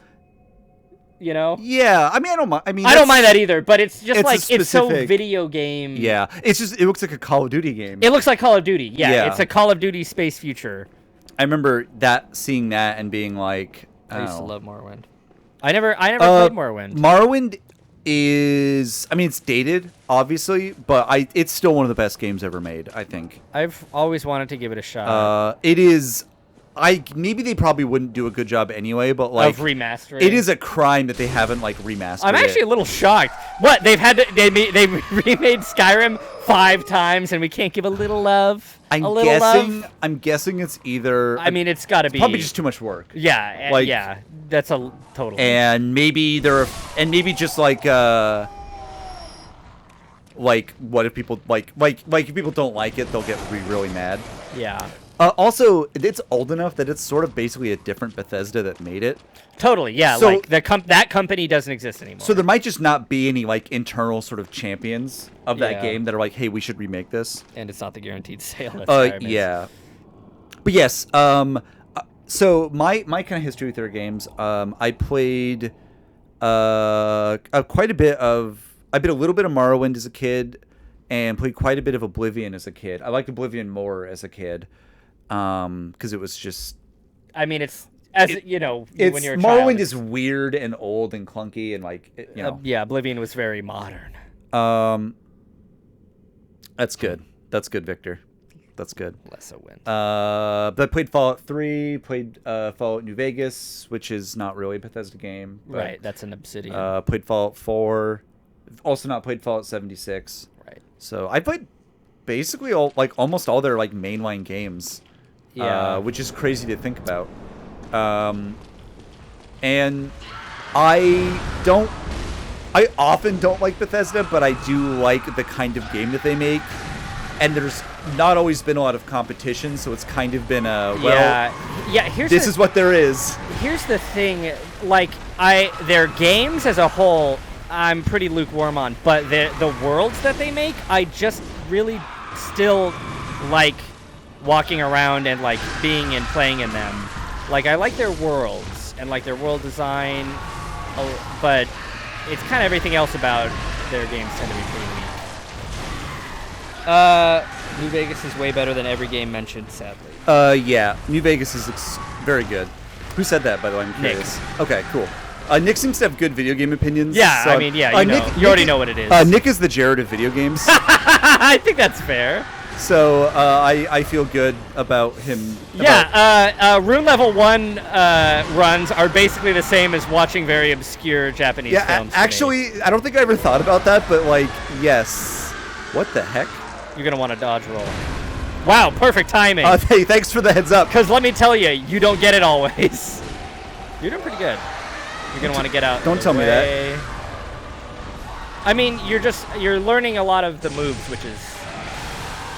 Oh, I thought that would be like a... I didn't realize that'd be a spray. I thought that'd be like a projectile. Yeah. So but anyway, yeah. So I remember... So anyway, yeah. I'm doing the thing where I'm not talking. I know. Sorry. Stop talking. It's okay. I can't talk because I'm doing this. I know. So I'll talk a little bit more about Cam. All right, now I can talk. I watch a lot of movies too, but Jared puts me to shame. Yeah, you are doing your 1959 thing or whatever. Yeah, well, and Jared also plays some obscure video games a little bit. Yeah, so we just like to put all of our little friends in nice, neat little boxes and not think of you as individual people. I'm kidding. I don't like to do that. It hurts. I should stop. Julie's not here, but she's a big New Vegas and Fallout 3 person. One of those games is good. Girls love it when you watch obscure Japanese films. That's true. I assume. And Oblivion and Skyrim. I watch other movies too. Okay, cool. So the good of Starfield, I like spaceships. I like when you can build them, and I like when you can put crews in them. And I like flying around in space. I think the modular base building stuff from that's really 4, cool. I think like iterated on that and like in space building your little base. I was surprised by that. That looks like that'd be really fun. And like you can hire people. Like that's the sort of shit that I've always wanted in kind of their other games. That's going to be in every Bethesda game from now on. Yeah, I think so. I think so. And hopefully it'll actually get better because it was I did not like it in Fallout 4. Totally agree about that with Skyrim being like a comfort game. Oh yeah, totally. I even come back. That makes a lot of sense. Yeah. I even have. And of course, it's like I even have fun modability. with it too. Yeah. Yeah. But yeah, the whole like world building or the whole like making your level thing, I like some of the aesthetic. Yeah. I really like that robot. Like like the your first little one that you see. and who's just like Yeah. big and like Yeah. They kind of reminded me of like a little bit like TARS from Interstellar, but like more like industrial. Which I really like the robot as well. Yeah, I don't really like the ships. Yeah. They look too much like a video game or like a toy. They do look very toy-like. I guess the idea is because they're all just like blobby, which I guess is a certain kind of like gritty sort of pseudo-realistic thing because like they're all probably just like modular blobs and like they don't need to be streamlined because they're spaceships. But I the design of themselves, I've kind of been a little bit ruined by the Expanse. I just kind of want Expanse ships all the time now. Yeah. The gameplay just looked like it looked like any fucking game ever. So I mean, whatever. The character thing looked kind of fun, where like you level up and have like your little trees, and I like that. You've got a little backstory. Like, okay, that really comes into execution. Like none of those ideas were like, oh, this is going to be good. It's like this could be good or bad. I mean, that was always at the back of my mind when watching this. Was like even like the base building stuff, the stuff that I thought looked good. I was like, there's no guarantee that any of this is going to be. I was talking to one of my friends and pointed this out to him. There's a part I think in the trailer where he like shoots a guy and like. He like activates his jetpack and he like flies away. Oh yeah. I couldn't tell if it was a jetpack or if he like shot like an air tank and he like jettisoned away because they're like in low gravity. I don't know. But I just remember seeing that and thinking, oh, that's gonna be so many bugs. Like that specific interaction, like that's gonna cause problems. That's gonna come up so often. That's funny. You're probably right. I mean, there's the Bethesda bug situation. I'll let you do some talking now. Yeah, I mean, I'm trying to even... I liked the music. The music reminded me a lot of... Oh, that's Bethesda always got... Sure. Yeah. But the music reminded me very much of, like, Star Trek, like the later movies sort of Star Trek, which, of course... But you gotta let your stamina regenerate at some point. Because you need to dodge attacks as well. No, I don't. I can just out DPS him, right? Yeah, the music, some of the motifs sounded very Star Trek to me. Which is a kind of, I just like that kind of style of sci-fi music. It has its place. It was, they say like, oh, there's 1,000 worlds and you can go anywhere on any one of them. Lauren was in the room with me while I was watching this, and she was like, why the fuck would I want that? Not her exact words, but I'm not going to 1,000 worlds, buddy. And the trailer was so funny when he's walking along, and then he turns over and he like pulls out his big thing and starts lasering like iron ore. And I'm just like, yep, that's just that's what games are. I saw people beforehand comparing like, oh, it looks like No Man's Sky. Yeah. I was like, because the first time I saw it, I just clicked through and saw like 15 seconds total, and I didn't actually watch the whole thing. And so I was like, oh, I don't see that comparison really all that much, except that it's in space. But then when I watched the whole thing and I saw them do that, and like, yeah, they take a little laser beam out and beam their little laser beam off the materials off the wall, I was like, oh, cool. Yeah. I think the thing that was like, I don't know, like it is one of those things where like that promise of like, oh, like you're a little space guy in every little base, like there's actually something compelling there, and like I think once you get into the gameplay loop, that could be fun. The thing that I thought that was like aggressively uncompelling to me was like the world building and sort of implied story. As it was presented. Oh yeah, I couldn't give less of a shit. Of the like I think the thing that was so funny about it was the clear inability. Like there's certain these modes that like Bethesda cannot break out of. Like because we're even back to like the villains as they are presented are pirates. Oh yeah, and you know who you get called to deal with the pirates? The space cops. Yeah. Who you help.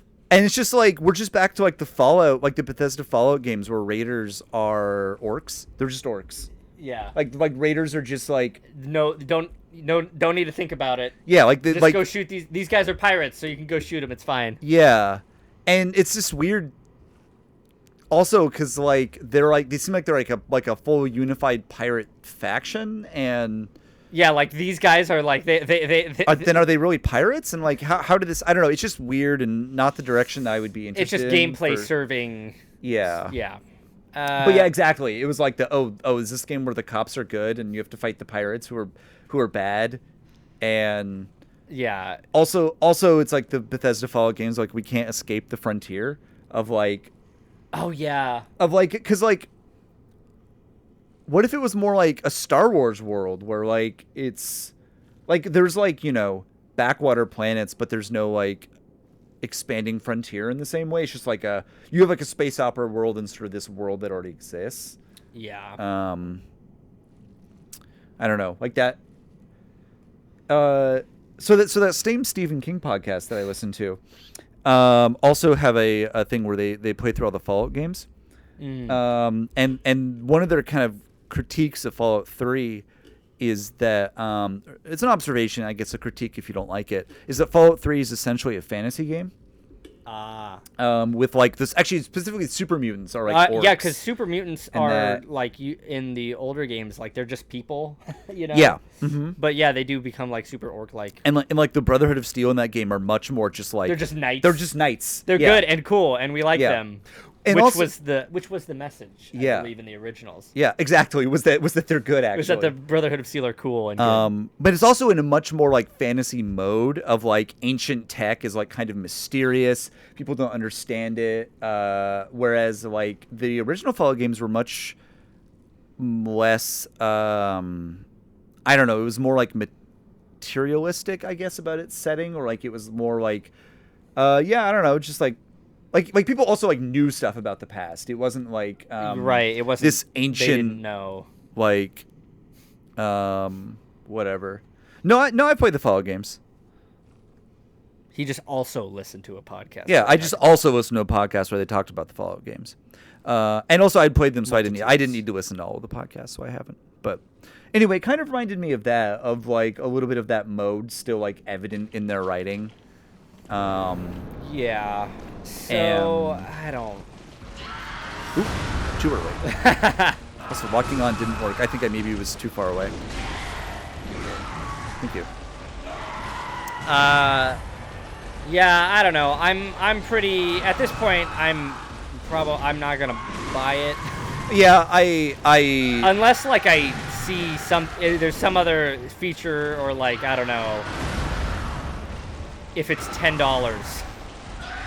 I think that's the world in which I buy it, is like it's on sale. It's on sale for 2 years from now. Yeah. Oh, it's not going to be out 2 years from now. Is it not? I don't know. Did they give a hard release date for it? I don't know. I forgot to pay attention to that. But you're right. I don't know if they did. Yeah, I think Fallout 4. Yeah, same, Nick. Is straight up bad. I think outside of like. I'm willing to say that it's pretty bad.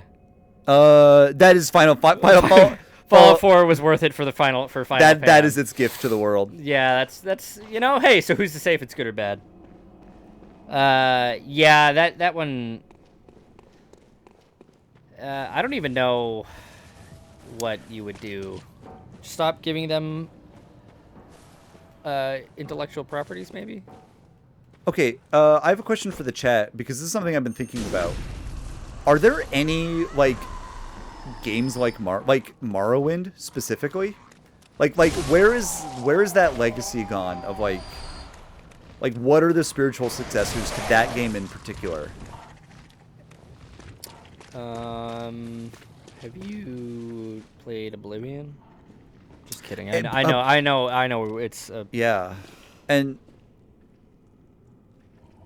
My fondest memories of it are building settlements, but I enjoyed that too, just because I like that stuff in games. But their settlement building in that game was like janky as hell.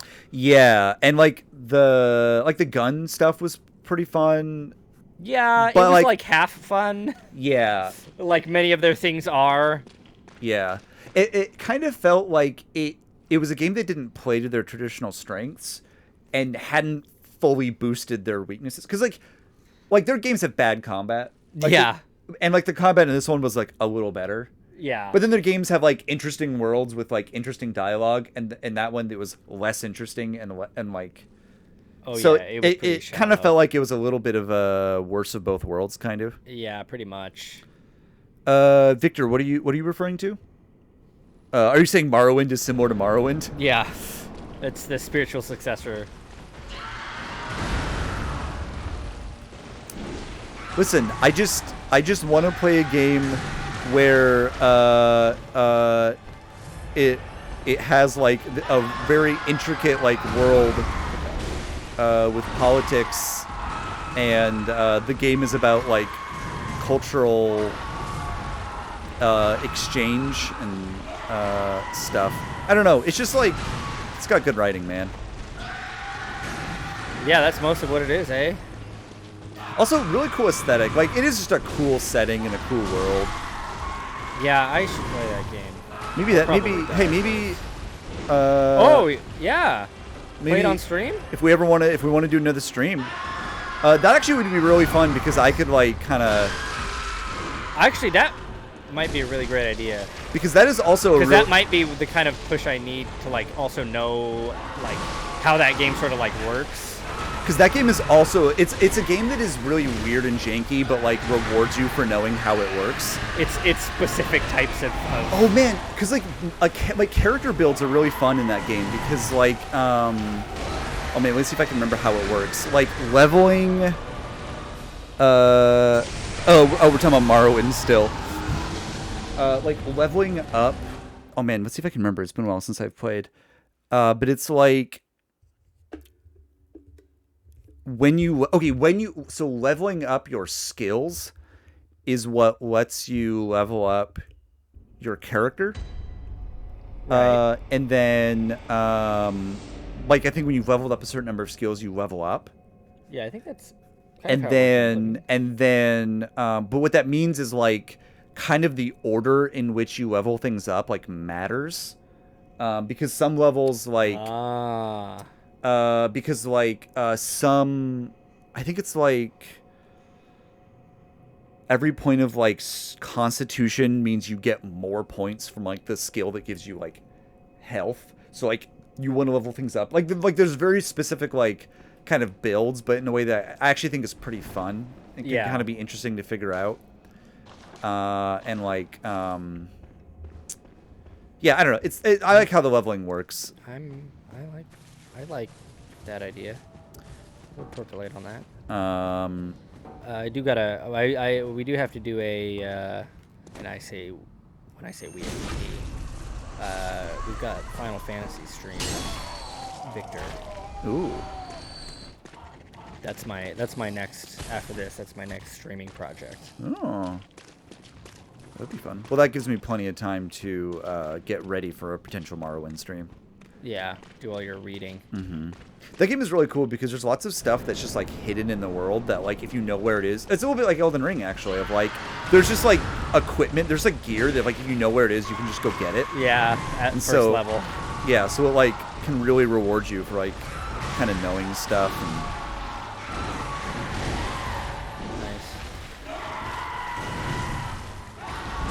You want to take a break after this? Yeah, I do. Okay. Anyway, I think that's all the things I had to say about Starfield. Yeah.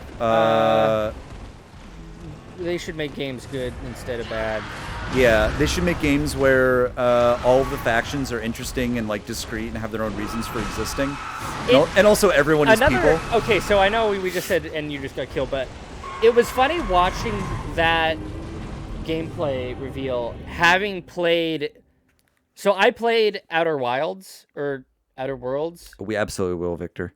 The Obsidian game, which was set in space. Which I need to play still. I never finished it, actually. I heard it was like not that good, or it actually was a little disappointing. It was fun at the time, and I liked some of what they did, but honestly, it was a little disappointing.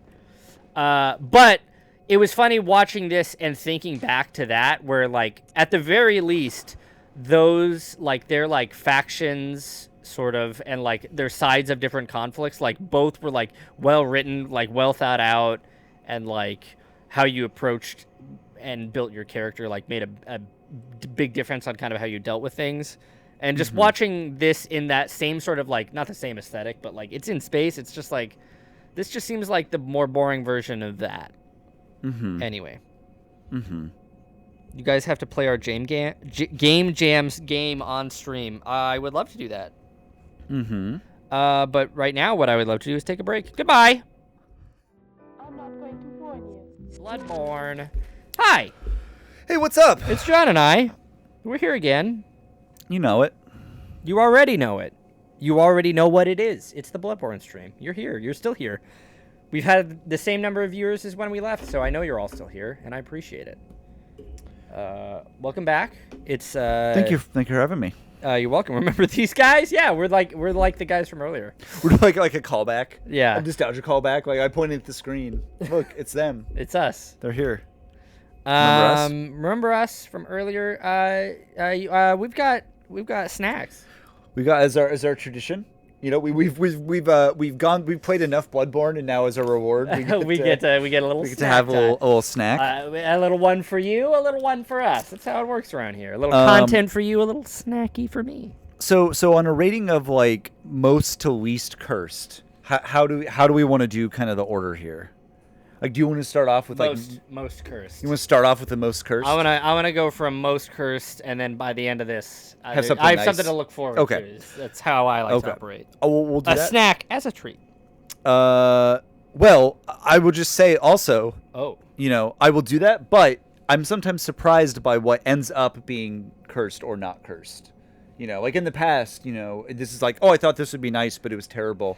And I thought this would be gross and this would be nice. Okay, so, you know, sure. I'm going to go into what I perceive to be the order of most to least cursed. That's all I could ask. So start off with our most cursed snack here. Oh, no. He's even hiding them a little bit from me. Yeah, I haven't seen him.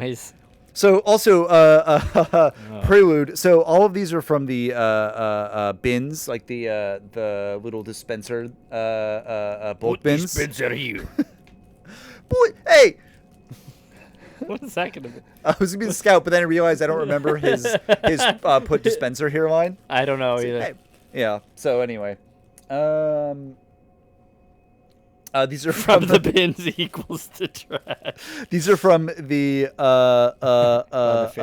from like the Winco bulk bins. Right. And sometimes a lot comes out. So there's a lot of this next one. Okay, we're going from most cursed. I'm remembering. Here. So these are little Lego blocks. So these are. I'm gonna grab two. They're candy Lego blocks. They do interlock. Okay. Ryan Gosling voice interlock. Yeah, nice. Okay. From Pale Fire by Vladimir Nabokov. So yeah, they interlock. I don't know if they have different flavors. I've tried these. They are heads up. They are rock hard. I mean, they kind of look like it. So heads up. Oh wait, cheers. Oh.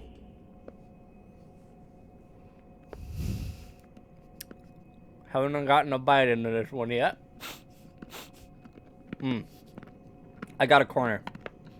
Mmm.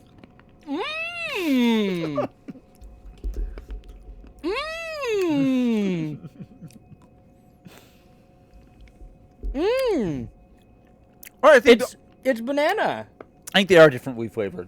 And the banana is the nicest of them, because the other one are like aggressive. I really like the fake banana like candy flavor. Oh, good. So that was a tasty treat. Now I've got a green one. I don't know. This is either going to be like an apple or it could be a watermelon. It could be snot. Tell me. Yeah. It's like the Bean Boozles. Mm-hmm. Tell me what you're experiencing. What are you tasting here? I'm tasting. What are the tasting notes? Okay, I'm tasting.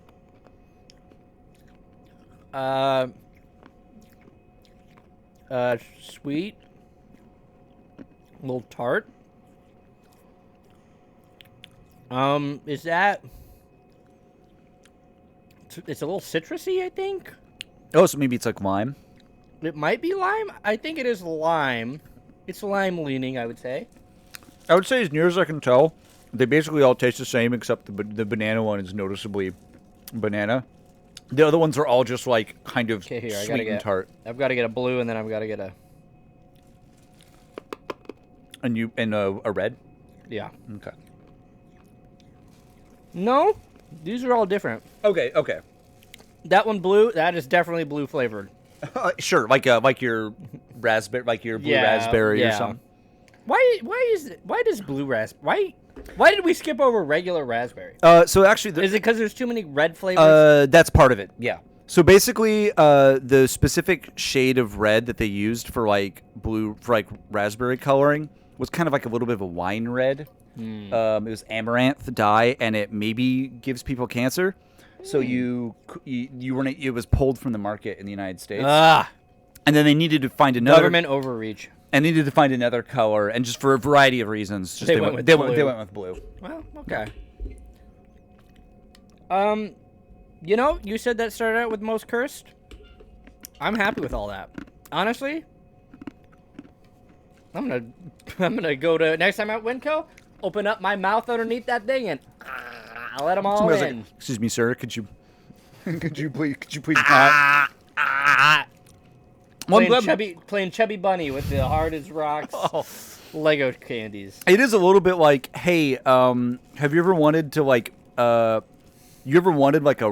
pebble that tasted like Pez? It's totally Pez adjacent. The flavor thing I think about whenever I'm at the store and see it on something is birthday cake. It's sugar. It tastes like sweet. Yeah, that one's weird. Birthday is not a flavor of cake. Infuriating. I do kind of enjoy the birthday cake ice cream because, like, I mean, it is like the most disgusting like thing when you think about it, but it has like pieces of frosting in it and like sprinkles batter. In it. Yeah, or like pieces of cake. Yeah, I do like that aspect. But I can like cruelly chat is against me on that one. Oh, I mean, birthday. No clemency for birthday cake flavor. I honestly, if there's a flavor that's extraneous out there, it's got to be birthday cake. I'm sorry. I like it in things, but I'm sorry. We already have birthday cake. I don't need a flavored thing. I was so disappointed when I learned that red velvet cake is just chocolate cake. That's bullshit. That's not true. It's just chocolate cake, and then it's been colored red. No. That's not true at all. That's a lie. That's a lie from Big Cake. I like Tillamook birthday cake. Well, okay. Tillamook, I like. Hey, I've already said that I like Tillamook. I've already said I just like birthday cake ice cream. So I'm with you there. I mainly think about that because I can hear Victor saying birthday is not a flavor so clearly in my mind. Well, I'm glad you liked these. Yeah, me too, Matt, because they're kind of horrible. Yeah, sure, I could see that. And so I wasn't sure, I'm a little man child who should be shot dead in the street. That's why we're friends. Yeah. Red velvet cake is absolutely nope. No, it is. Nope. It is. I thought it would be like more interesting than that because it's a good color. Here's the thing. No, it's not. It's different. All right. People keep saying crazy shit, but you don't have to believe everything you see online. I'm choosing not to believe some. That sound good? Questionably sourced. Here's the thing. Source on that. Source. I made it up as I vaporize you like Dr. Manhattan. Dr. Manhattan. I started to call him Captain Manhattan. Like in my head, I'm like, what's Mr. Manhattan? Mr. Manhattan. That's okay. I love that. The main thing is cream cheese icing. Right there. Boom. Different. Okay. Mr. Manhattan reminds me of a story because this sounds like what this kind of superhero would be. Okay. So one of the so my brother told me the story of when he was a kid. There was like an RP. There was like a superhero like tabletop RPG that he played, and it was one of those where like you like have a whole bunch of different powers and you like spend points to, like buy different powers at different levels. But the one that he ended up going with is he just put all of his points into money. Thank you, Nick. So his power is just that he has a lot of money. That's great. Great power. And so, but I think the way it worked is it would just be like it may have even been he had another power and he reskinned it or something. But the way it worked was just like they were in some goons and he's just like, all right, I asked him like how much money would it cost for them to just like work for me instead. And then he would, that was just like what he would do all the time, where he would just be like, okay, now you work for me. That's yeah, pretty or it'd be great. like, oh, we need to get here. It'd be like, okay, I'm on the phone right now. I'm like renting a helicopter. Like, like it would just be like constantly just like throwing like money like at every problem, because he like didn't have any superpowers. I think right. He was just he was just very resourceful. Yeah, it would be like, what if like Batman didn't have ninja was just training. a guy and just had even more money. Yeah. But that reminds me of like, that feels like that would be like that superhero Mr. would be named something like Mr. Manhattan. Yeah. Mr. Banks. So Nick, what is Red Velvet? What WandaVision? I don't. What a bizarre question. What is Red Velvet cake? What the fuck do you mean? Let me finish. WandaVision voice. What is Red Velvet if not chocolate cake? Thank you. It was very funny. What's the line? What is grief if not love persevering? I think. Like, oh yeah. Which is like a fine line. Like it's Sure. fine, but Yeah, it's it was fine. funny the conversations around it. Oh yeah, we got snacks still. I'm actually not sure any of the remaining items are actually cursed. Oh, Really? okay. Low cursing. Oh boy. This one's maybe a little bit Are these- unusual. Are these little? Were these what you talked about? Little like dried peach things? Yeah, so they're you like brought this up. they're like your little like kind of candied peach rings. Right. They're not like actual peach. I don't believe. They remind me of kind of calamari, little calamari They rings. do look a little bit. But they got a Tasty, though. they got a coating of tahini, Oh, fun! so they're gonna be a little spicy. I like tahini. So Very resistant. cheers. Cheers. Cheers. Yeah, they are, but at this point a little bit. I don't know what they were like when they were fresh, but they're a little late.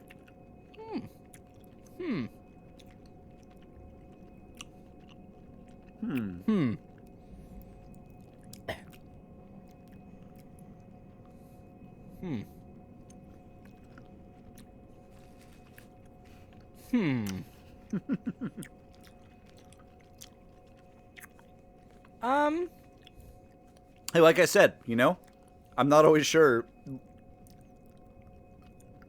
Oh, sorry, that was in response to what Sydney said. Turns out they're more cursed.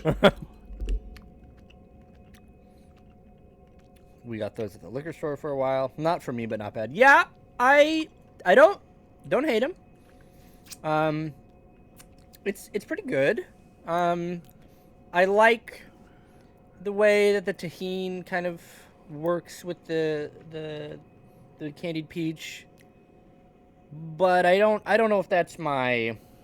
I wouldn't call it a very complex flavor. No. It's just kind of like, what if a candy was hot? Yeah. I mean, yeah. There's. Which, I mean, we're talking not a complex flavor. I mean, these are just sugar in a block. Yeah. That's good. I could see myself. Hey, I could see myself. Let's say here. This is the test. This is the candy test. You want to hear? Okay. Here's a test. If I was checking out at Blockbuster, and I saw those, I could see there being a time where I was like, that would really hit the spot right now. But I'm not. It's not a go-to. That one's that sounds like it could be. Because I like that. And you may find yourself eating a tahini peach. Nice. We love music. Candy goes underground. There is candy underground. Yeah.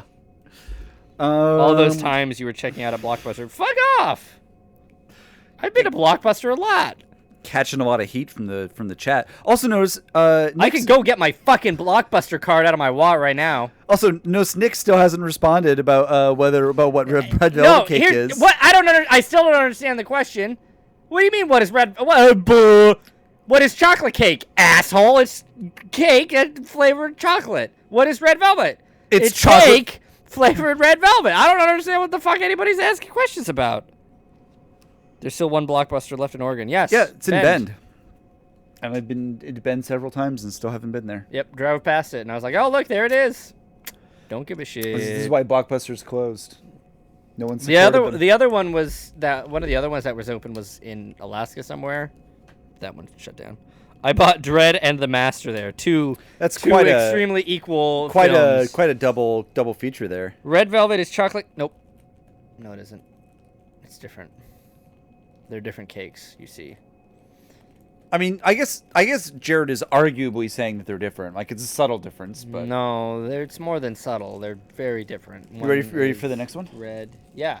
So, no, now that I'm looking at them. So the thing about these is I actually think they will be quite good, but they look not good.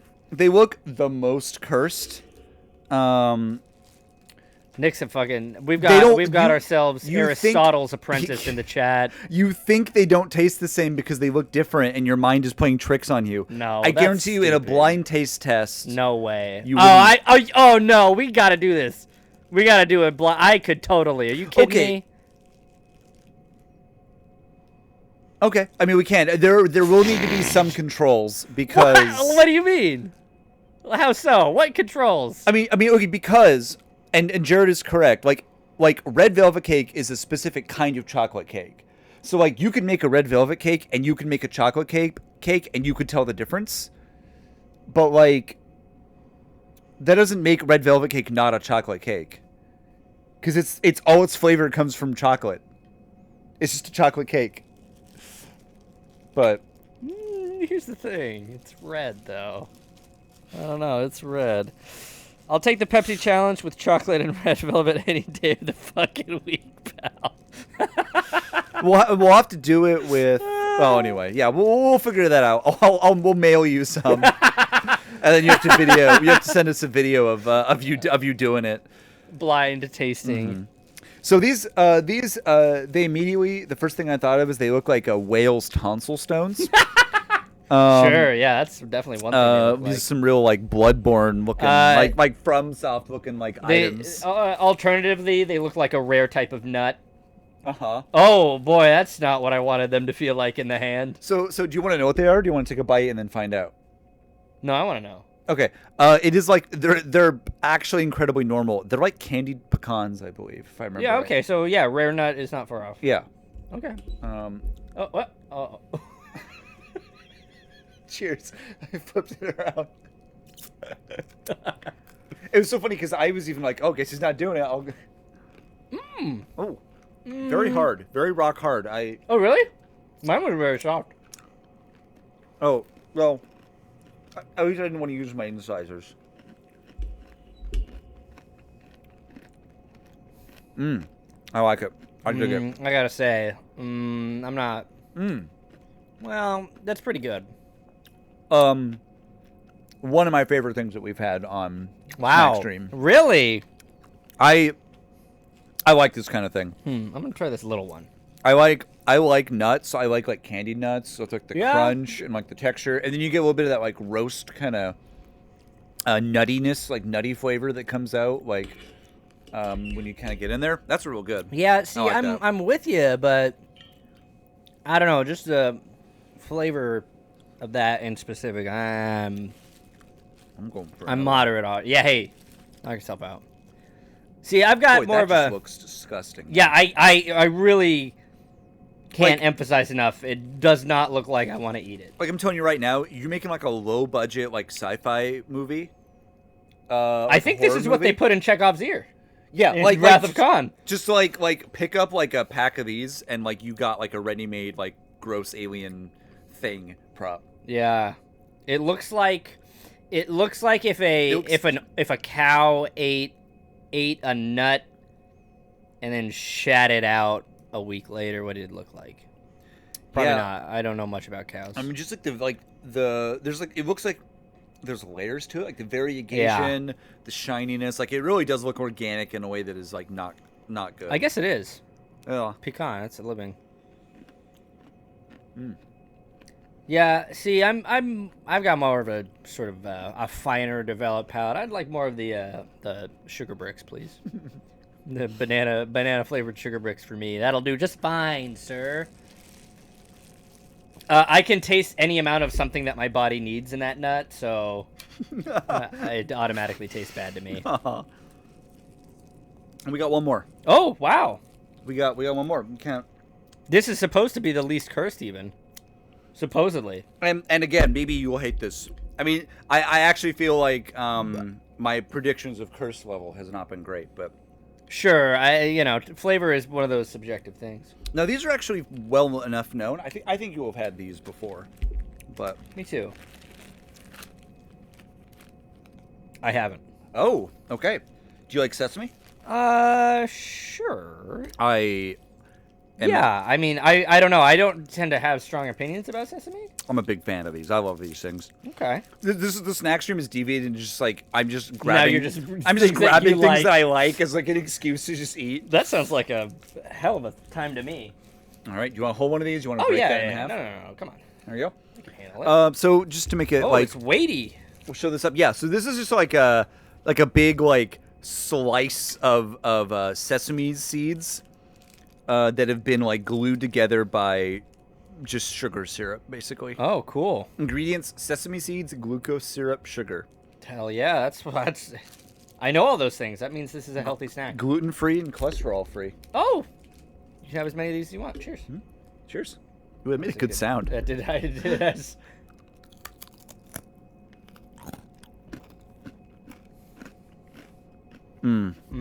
Oh, you love it. Mm-hmm. Okay.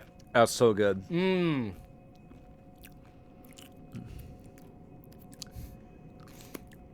Let's say okay. I like it. The flavor changes over time. This is like the kind of thing that I wanted that tahini to be. Where there's like kind of layers to it of like it's like sweet. Yeah. I mean, obviously I didn't want it to be sesame flavored, but like it's sweet, and then there's like that really big like sesame flavor that you get, and then like it kind of changes like over time. Yeah, you get more of the like sugary. Wow, that's really tasty. Would you like another one? Yeah, I would. It's a little 4-pack, and it's not resealable. It's we've got a really good balance between like sweetness. Like it's not too sweet, but it is, I would say, sweet enough. Also, Victor, it took me way too long to cut that. That's very good. I get it now. Yeah, it's like it is really like sweet without being too sweet.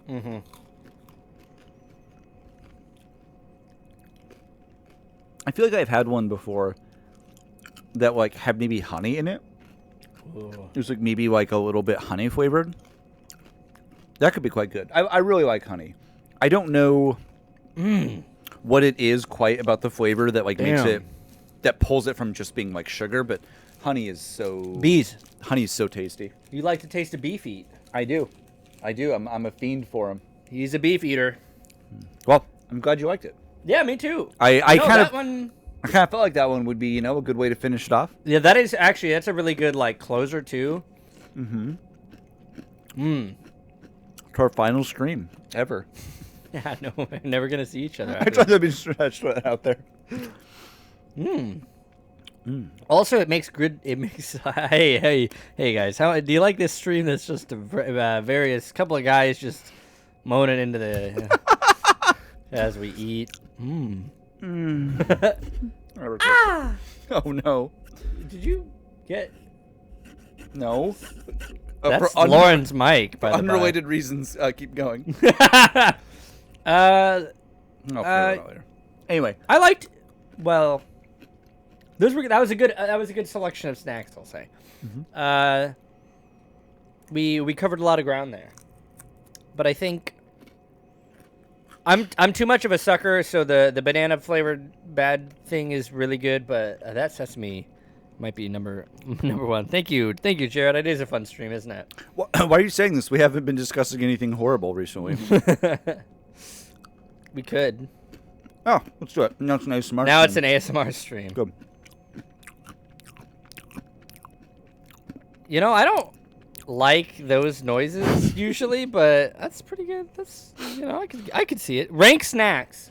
Mm-hmm. Um, So we want to start with 4 and work our way up, or do we want to be like start at the top? Let's maybe start at the bottom. Okay, number 4 for you. Number 4 for me. I'm sorry. I think it's gonna be the pecans. Wow. Wait, no, wait, no, that's not true. It'll be the peach tahini. I wanted to like them. I do like them, but there's just not enough. I'm sorry. Yeah, I'm with you there. Like, if this was like a reality show, I'd tell them like to like rework their their recipe. Like you're almost there. Just keep going. If this was Shark Tank. Royalty-free music playing. Number 3. Number 3 is the pecan. It just didn't operate on the same wavelength as me, you know? I mean, I know. That's fine, you know? We all have our differences. I'm gonna definitely say the candy bricks. Sure, I think that's a fair choice. I think it's the rational choice even, I would say. Then number 2. Wow. Number 2. Wow. Number 2 is gonna be. I like the hard cut. Yeah, straight into it. Number 2 is gonna. Hey guys. Number 2 is gonna be the. It's gonna be the sugar bricks. I'm a fucking sucker for the banana anything. I'll do it. Whatever you want me to do to get that, I'll do it. Suck your dick for $5. Dang. Number 2 for you? That is. What's it gonna be, sir? That's why over here I'm like. It's a tough decision. It really is. Who Wants to Be a Millionaire? Tense music playing. I think it's gonna be the pecans. Yeah. Because they're really good. I think it's a weird thing of like, I think I like them more in terms of just like eating one of those was like, that's so good. But like, it's a more niche experience of like, You'll go there's to the so sesame much. seed. There's so much. I can't really imagine eating more than like a couple. And that's one thing you do want in a snack. And also they did look very gross. Hey, that's another Shark Tank note. You gotta improve They just, their luck. you know, if you want to sell a candy, don't make them look like alien eggs. Don't make it look like rabbit shit. Yeah. Strange little rabbits shit. So number 1 for you was? That's the sesames. Yeah. Sesame seed. You know? That was really tasty. It's a good snack. Like, yeah. I can even see like dipping that in like a tea or something. Oh. Or like it feels like it's a dippable sort of thing. Even. Yeah, like spreadable. You can put something on there. Yeah. Yeah, it's it's I know. I always said that, and I was like, breathable. The sesame seed snack is spreadable and breathable. No, don't. I'm sorry. Don't do this to the snacks. Please. I didn't mean to. That little 4-pack I got was like 59 cents at Winco. Damn, I love Winco. Also a great point in its favor of just like oh yeah, super cheap. That's good snacks. Good snacks, John. Thank you for bringing those, and thank you for bringing them as always. Thank you. This is a welcome addition. I've been enjoying our snacks. Would you not to blow you up on, not to put you in the spot? Would you be interested in bringing snacks sometime? I just don't know what I would bring is the thing. I don't, and that's fine. And maybe I should have waited to ask you, but no, that's fine. What I would do is I would just go to the Winco bulk section and just like look at stuff. Yeah, I mean, even that actually would be interesting. If we both look at the same thing, it would be interesting to be like, oh, what jumps out to you as like, interesting. This would be interesting to try out. Matt's snacks. Yeah, I could. We'll be off by the way next week. I'm gonna be out of town, so. That next week. Makes sense. That's fine. But I try to, if I don't remember, try to remind me to do that at Winco to get snacks. Okay. I would like to. The idea of just like finding snacks to try is honestly a little fun to me. It was very fun. Like honestly, this whole thing was like, oh, it's kind of fun to be like, oh, what are all these random things and like. Go to grocery outlet and get the grossest thing they have. Oh, that is intimidating. That's a. I don't know I don't know that I'm gonna do that, Jared. I'm gonna level with you, buddy. I don't know that I will. Victor says we should rank all the ones we've done on stream. I don't know that I could remember them all at this I don't point. know that I could remember them all either. I think that's between now and the next stream, I'm going to try to list them all out. So and then we can do that if we want. Because that would be fun. Yeah. Somehow that would be fun. This is content. You like this? You like this slop, little piggies? This isn't. No, it's like the thing that I saw that I retweeted. Like this isn't. Oh no, yeah, that was really like we're just like hanging out. Hanging out. No, yeah. That was a really sweet tweet. That'd be sort of like how fun is. Gives Matt even more time to find snacks. That's right. Yeah, I'll just be amassing snacks for the next 2 weeks.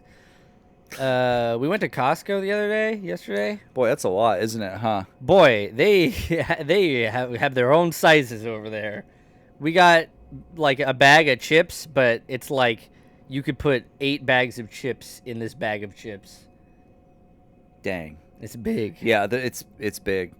I like it. I'm a big dumb American. I like my food large, baby. Yeah, not everything we do is bad, you know. Costco, I would say Costco. That's one of the good things. So yeah, one of the realities, sort of the inherent dynamism of capitalism is that sometimes it does cool stuff. It gives you big chips in a big bag. Mm-hmm. And it gives you a Costco giant slice of pizza for $1.99. Oh man, their pizza is actually pretty good. I love their pizza. No, not even. I'm not even gonna equivocate over that shit. I wholeheartedly endorse Costco pizza. A couple months, I think, by now back, my brother came over to like hang out for like an afternoon, like an evening, and I was like, "Oh, we're gonna have a Costco pizza," and he was like, "Okay." Like, I think he was a little bit like, okay. If you're going to have pizza, why is it Costco yeah, pizza? And so, like, I think Sydney was coming home from work, and she picked up just, like, a whole pizza from Costco. Mm-hmm. It's good. And I think he was a little bit like, oh, this is actually pretty good. It's not like a fancy, like, it's just a pizza, really. But it's a really good, like, standard pizza. Yeah.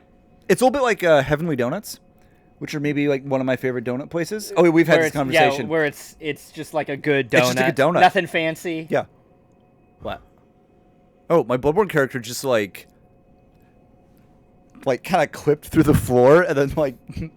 Sorry, are we boring you, up. sir?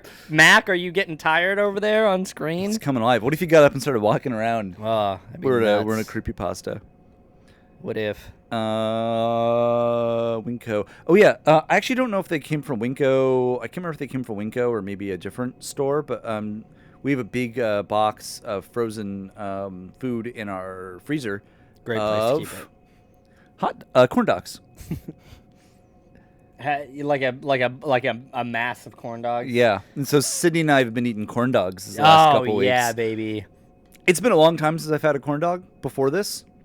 They're pretty good. They're pretty good. We also, I think the first time or the second time we went to Costco, we also got like corn dogs from them.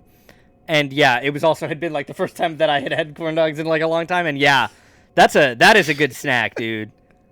That's a really funny concept. Jared. That is a good concept. Wait, did we talk about, did I bring up corn dogs last stream too? I didn't even remember. Well, Victor wasn't there for last stream, That's so true. we're catching He missed him it. up on corn dog discussion. I was just watching that.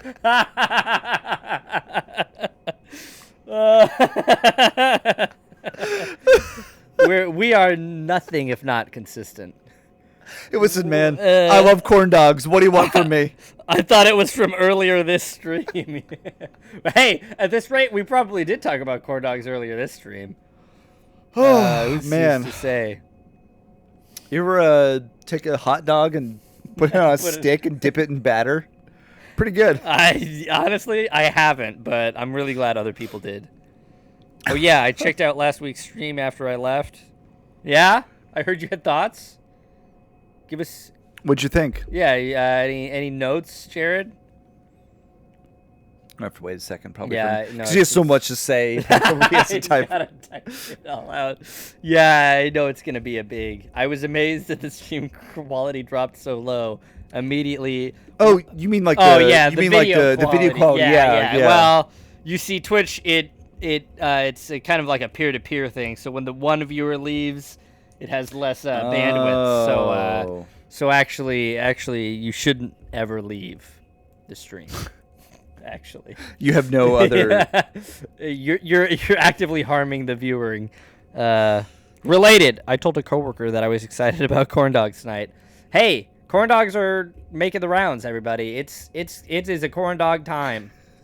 Oh yeah. That's not worse. That was a great time. Where else are you gonna hear about penis degloving? That's the part that actually doesn't stick with me so much as the like Alka-Seltzer, like plop plop, fizz fizz, like castration by the drawstring. I don't like the way you. I keep thinking about it. I'm just like imagining it. Anyway, see, the cool thing about me was that I was not imagining it, but well, see, that's not acceptable. Why are you talking about it? Hey, you're the one who brought it up, man. Asshole! What do you mean? What do you want from me? You brought it up. Get over it. Grow a pair. Hold on. Wait, you guys got a new stove and you can preheat it from your phone? So, we're getting a new stove, and Sydney's excited about this. I am not a fan, but it is what it is. And I'm happy. I'm glad there's an app. Yeah, is there an app for your fucking oven? So it is a smart oven. One of the things is that it is Wi-Fi enabled, and you can start preheating it when you're not home, which is because that's a good idea. Famously, why don't you just ask your husband to do it? Oh yeah, to start your oven while you're not there. That's pretty funny. Yes, we actually do own our house. It's kind of weird. I mean, we live in like a condo. So it's like we own our house. From the company that owns your house. Yeah.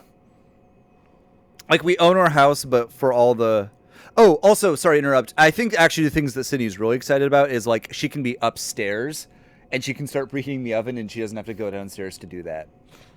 That is also like, that is safe. That's, I mean, hey, no, I'm here for it. It's just, I'm so tired of apps. I don't want any more apps. I know. Hopefully it'll be fine. But anyway, it does seem like it's a good oven. It has induction heating top, which is really cool. How did I know that Jacob was going to show up once we started talking about apps?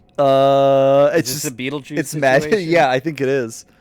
Anyway, but yeah, Sydney, it's very cute that you were excited about corn dogs. I think when I was getting ready to leave work, she like texted me that it was dog, or it was a corn emoji, like dog emoji question mark. and then I responded with a smiling face emoji and a thumbs up emoji. Nice. Sweet. Hey, I noticed you used the purple devil emoji in our text conversation the other day. I was really glad to see it. It's my favorite emoji. Because I that's kind of why I was like, I don't know, Matt. It captures a certain kind of vibe of it does. Yeah, we're gonna. It's got excited, chaotic energy. Exactly. Yeah. Uh-huh. I love the purple devil emoji. I also am constantly thinking every time of that Kanye West tweet where he tells Drake not to tweet purple devil emojis to his wife or something. Or to like text them to Kanye or something. Speaking of chaotic energy. Oh boy. Thank you, Kanye. Very cool. If you got an air fryer, that is a one-way ticket to viral tweet town. Is that true? Yeah, baby. I think I've heard that about. I don't know. What do you do? A lot of air fryer discourse. I don't know. Just people are always talking about air fryers. You fry stuff? You fry air. That doesn't seem possible. I think it uses the power of technology to fry something without requiring, like oils. Oil.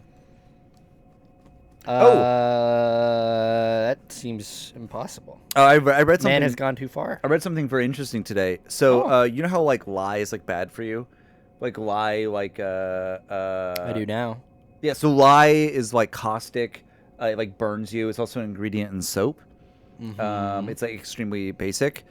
But I learned that the reason it's an ingredient in soap is basically it like reacts with like fats and like turns it into soap, and that's what it's doing to you when it burns you.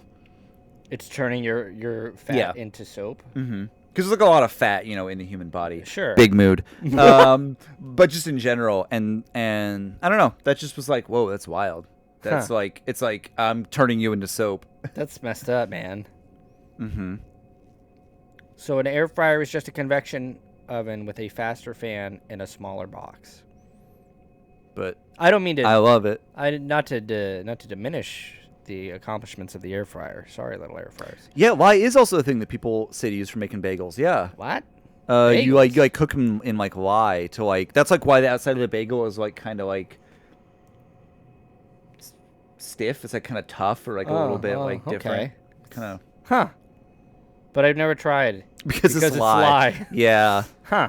Yeah. Well, I like bagels. I'm learning so much. See, this is why we do these streams, folks. I was telling Jared the other day that we run an educational program here, and we do. We should try to get a grant. We should try to get a grant. I need some fucking money. I mean, you one of those the PPE grants? Yeah. Or no. It's not PPE. What is it? PP. I should probably know. PP. You can do a similar thing with baking soda. Works for pretzels too. Sure, that makes sense because it's those. That's also like basic alkaline, but way less. What if there was a movie PPP? Thank you, Sydney. But instead Can of always PPP, Sydney looked that up. I can always rely on Sydney to just know things. It's really it's nice. What were you saying, Matt? I was saying that what if there was a movie called PPP instead of RRR? It's the third movie in the franchise. No, it's the prequel. It's the prequel to before something and then pre something else. Yeah, I use baking soda instead. Hey everybody, drop your hot recipe tips in the chat. What kind of bagels do you make, Jared? So when you're flouring a pan, I just was. What do I do when I flour a pan? So I've only done it like I actually ever done this like once, but like you basically like grease up the pan and then you put a little bit of flour in there and then you kind of make like a little bit of like this kind of grease flour mixture and then like it's easier to pull it out. I was actually not that successful with it the one time I done it. I mostly just put like a crap load of like butter in there and just like get in there. Sounds like a victory to me. It works great. Big butter fan over here. But yeah, the oven that we're getting has induction on the stovetop, which is really cool. It's like flat, like it's like a kind of glass top. Oh yeah. But it's not like a burner. It doesn't actually get hot. Like the oven itself, like the stove, does not get hot. What it does is it like sends out these little energy waves that directly get the pot hot. This shouldn't be possible. Like it just it just gets like it directly magic waves. It basically it's a pot. Yeah, basically it's magic. That's crazy. But we've gone too far. But it's a lot safer. You don't have to worry about the soft generation. Also hard times make weak femboys make hard men. Boy, those guys sure love talking about hard men. Like boy, they can't get enough of it. But no judgment. Hard men? Yeah, yes, please. Also, yeah, it said like was it like soft men make hard men? Like okay, no, you're just times. describing the relationship between like a twink and a top, like. Very fun. Happy Pride, everybody. Yes, happy Pride. Solidarity to everyone out there. Pride is a sin. I don't think we should be celebrating that. You're right. It's what? It's not like people go around saying Happy Wrath. I saw. We should though. That's the Purge. That's the Purge movies. Happy Wrath. So I saw a comic, or it was just like one of those people were making fun of it. One of those comics where it was clearly like this guy I'm protecting my family with traditional values. Where he's like reading to his kids, and he has a shield up, and it's like stopping a rainbow from hitting him. Cool. But there's something so funny about that because like in their positioning of being like anti like LGBTQ and like being anti woke, like they've now positioned them as being anti rainbow, a thing that is basically universally like a symbol for like good things in all cultures in like Well, human that's history. what makes it so insidious, John. Don't you see? Yeah. Like it is funny that like they just straight up have apparently just given up on trying to like fight that battle of it being like, well, no, the rainbow doesn't have to be, They've about lost. the gays. Like they just gave up, and Yeah. and now they're just anti-rainbow, which it's kind. I don't know if that's a winning battle. it's like being anti-birthday cake. Yeah, exactly. Nobody would ever. Yeah. Which nobody would ever be. Wait. Okay, I know what it means, but it's very funny, Jared. It seems like you kind of slipped the fact that you've made everything like as the second item. Honestly, I was just skimming that comment, and I just assumed that that he was saying, "Oh, I've made everything." Yeah, I made cinnamon raisin, everything really. Strawberry, blueberry, plain. I always forget that's a bagel. Very funny stuff. Mm-hmm. Kind of a presumptuous name for a bagel. I don't like it, to be quite honest. It doesn't even have all of the things that go in bagels. Not even half of the things that I can think of that go on bagels do I see on an everything bagel. Now, to be fair, it is my favorite good? kind of bagel. Is this funny? It is really good. That doesn't matter. You guys like- That doesn't matter. Who cares? This is my type 5. Um, Well, it doesn't have everything. Me wondering if you're going to play Bloodborne. why would you? Nah, probably not. Why would you think that? We came back from break. You think we're fucking touching this game?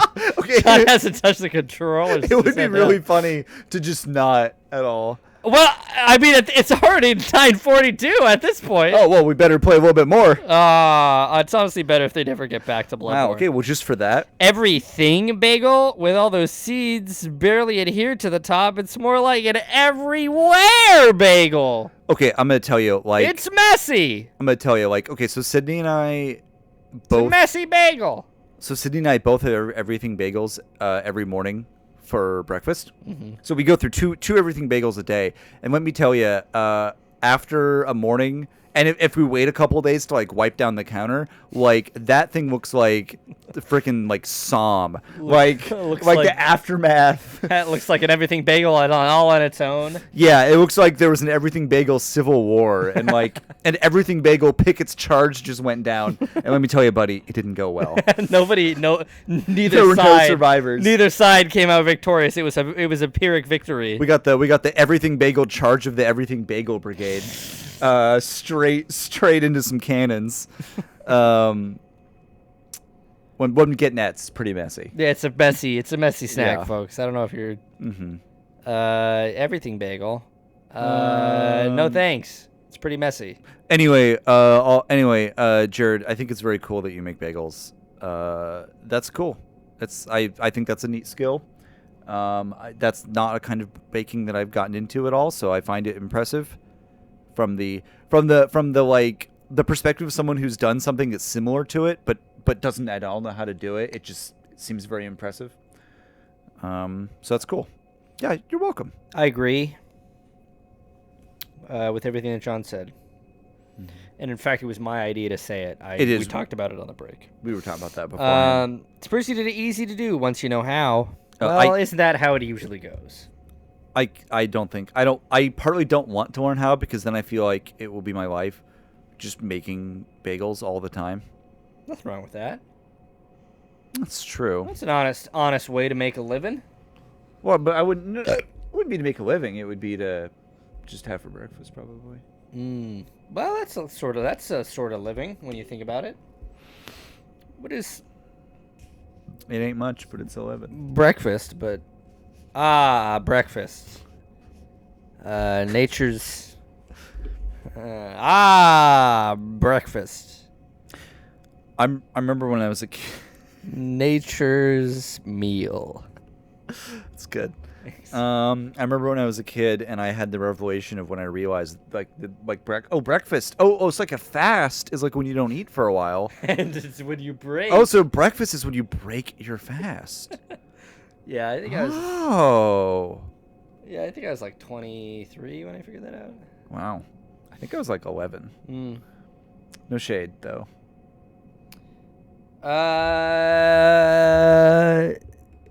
Remember? You're singing The Lion King?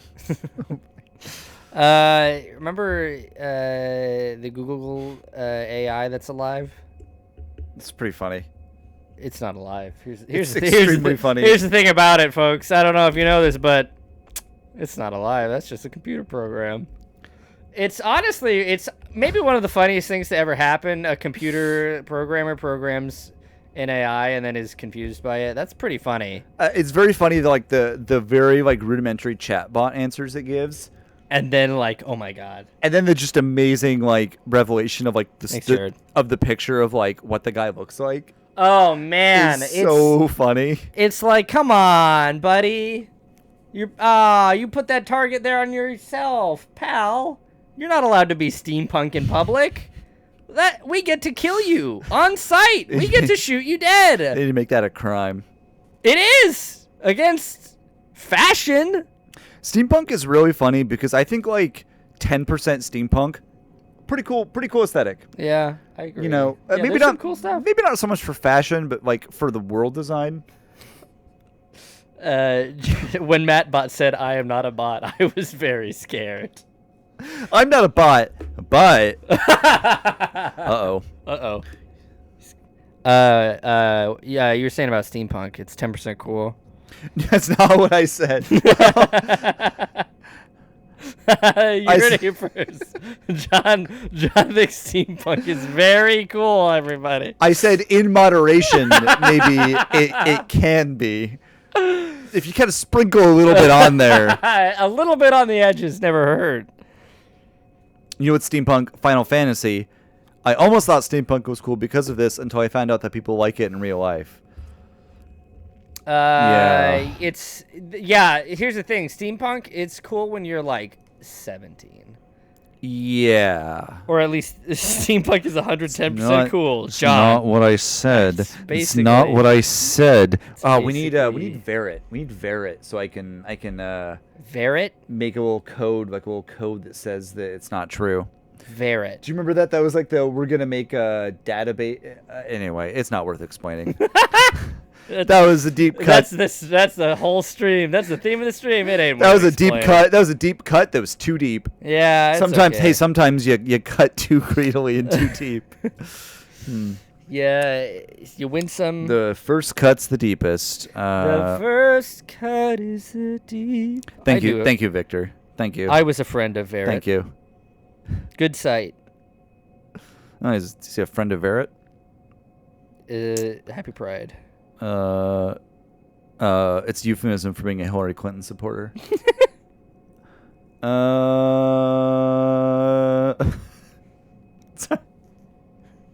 I'm laughing because I just had the thought of like closing out the stream, which is like a really dramatic thing, just being like, oh, happy Pride. Anyway, Matt, do you have any announcements to make or like anything? Like, I'm just being like. Oh, we like to have fun around. That's here. really fun. Just to like, sometimes I think of like, the problem is sometimes it occurs to me like, oh man, it would be so funny. Not even like in it because it's funny, but like it would be funny if like it'd be cringe comedy if like I did something wildly inappropriate right now, and like it's kind of funny to imagine that. But I'm not gonna do it, and it's hard to explain why it would even be funny. But like, I don't know. Does that make any sense? Do I just sound completely insane right now? What? We shouldn't have taken that break, man. I don't know what the fuck happened. I mean, the mistake was that we were like, let's not go back to Bloodborne. I didn't ask for this. I didn't ask for this. Without the lodestone, without the. It's a load. This is a load-bearing video game. Yeah, without that to guide us, it just completely fell apart. Like, no discipline. Jared. Well, got anything else for tonight? Nope. This is it. Remember when Sydney said you guys should have taken the break earlier? Yeah, apparently that was the wrong. Yeah, we will. We shouldn't. We were on a roll. We shouldn't have stopped. Even more of this stream could have been bad then. Man, it's getting to the point of the night where I realize that I have to tear down the set once the stream is over. It's like, what if it never ends then? Because then I never have to take the set down. Just kidding. I want it to end, but. We're doing like a charity fundraiser thing where we're streaming for like 24 hours straight. but we still just have the same 6 viewers who are friends. So it's just like, hey, you guys want to like please? Hey, you guys want to sit around for 48 hours? And like our like fundraising goal was like absurdly high. and It's like $10,000. Everybody donates 5, but there's only very, 6 of us. It's very nice of them that they even did that. The little progress bar on the stream is like $30. You can't even see it. You can't even see. Like you can't even see. None of it is filled. Yeah. So please, we can't stop streaming until we like. I don't know why we signed this deal. It was a bad deal. Okay. This is what we all tune in for. It does feel like we've developed a brand of just like we are just the worst.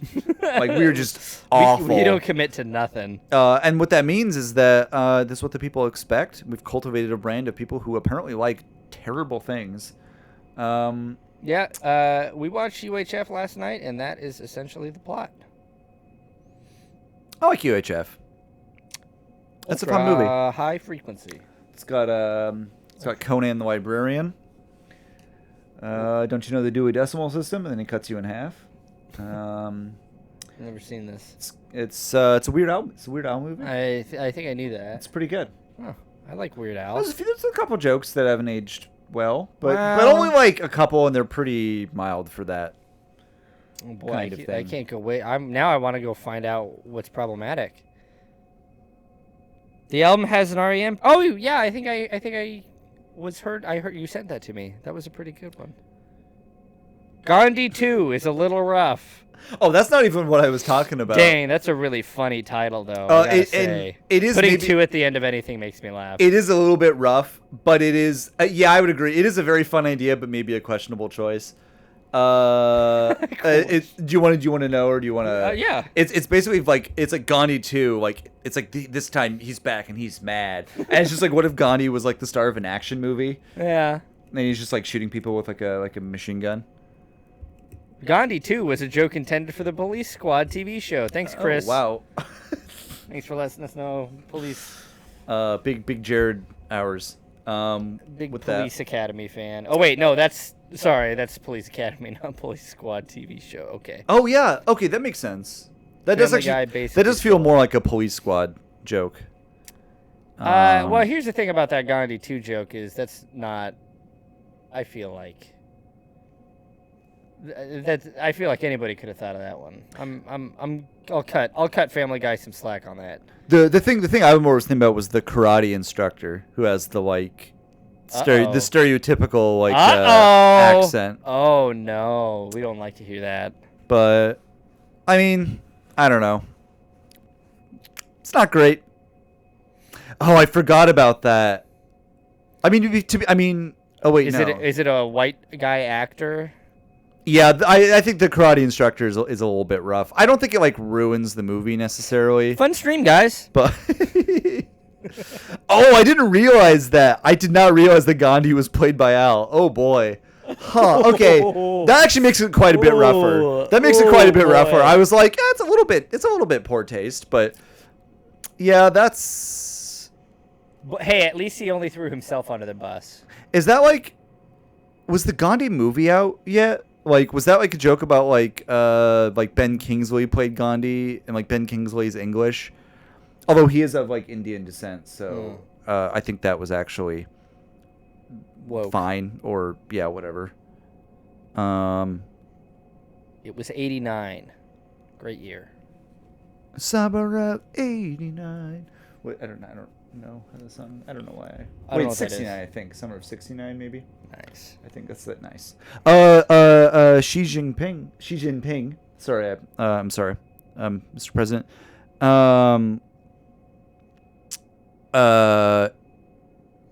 The director played Gandhi. Yeah, that's Weird Al Yankovic.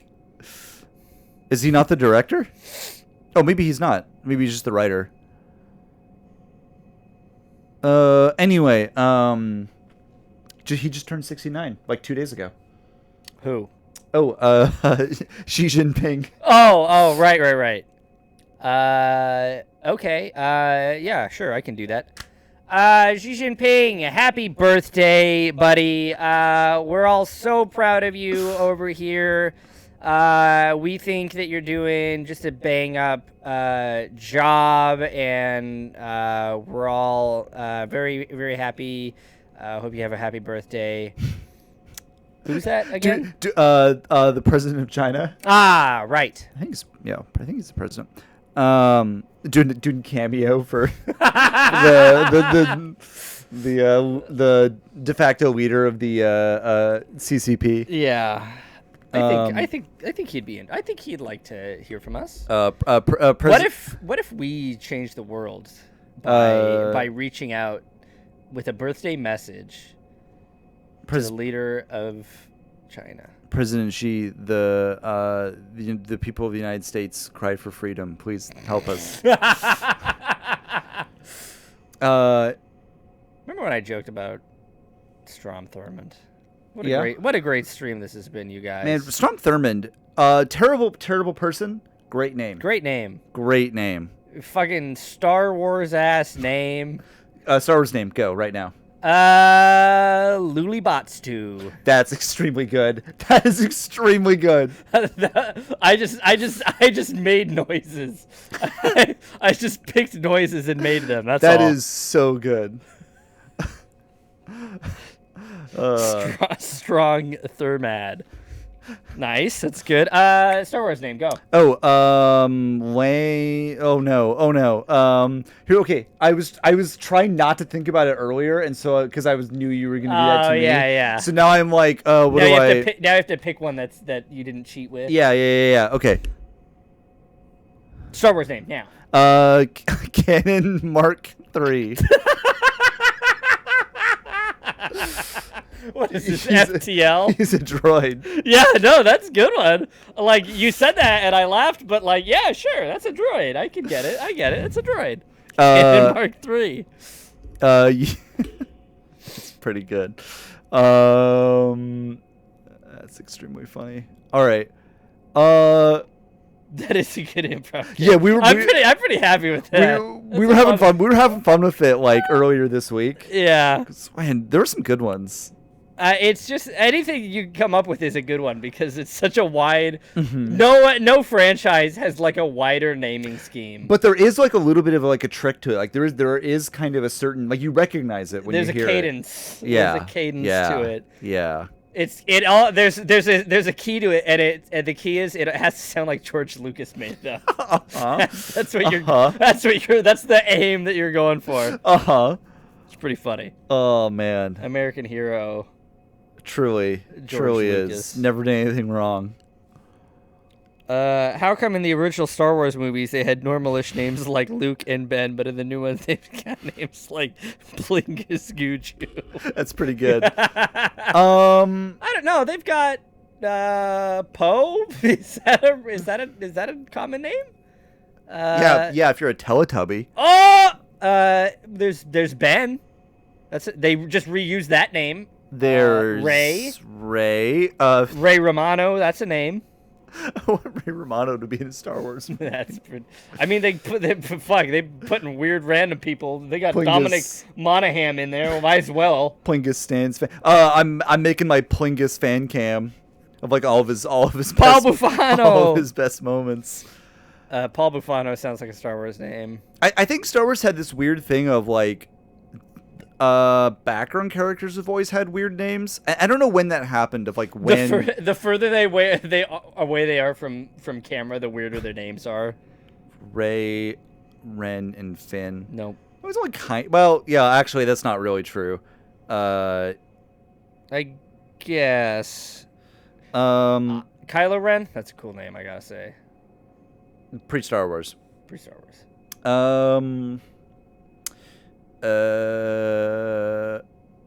And I don't know when a lot of those background character names like were written. Like because I think like on set probably they're just like a guy, and then later when they released the Kenner toys all had like fun like evocative just descriptive names because the characters never actually have names. They just had to make it up. It's like the Ithorian guy's like toy is like he's just called Hammerhead. Cool. Which is pretty cool.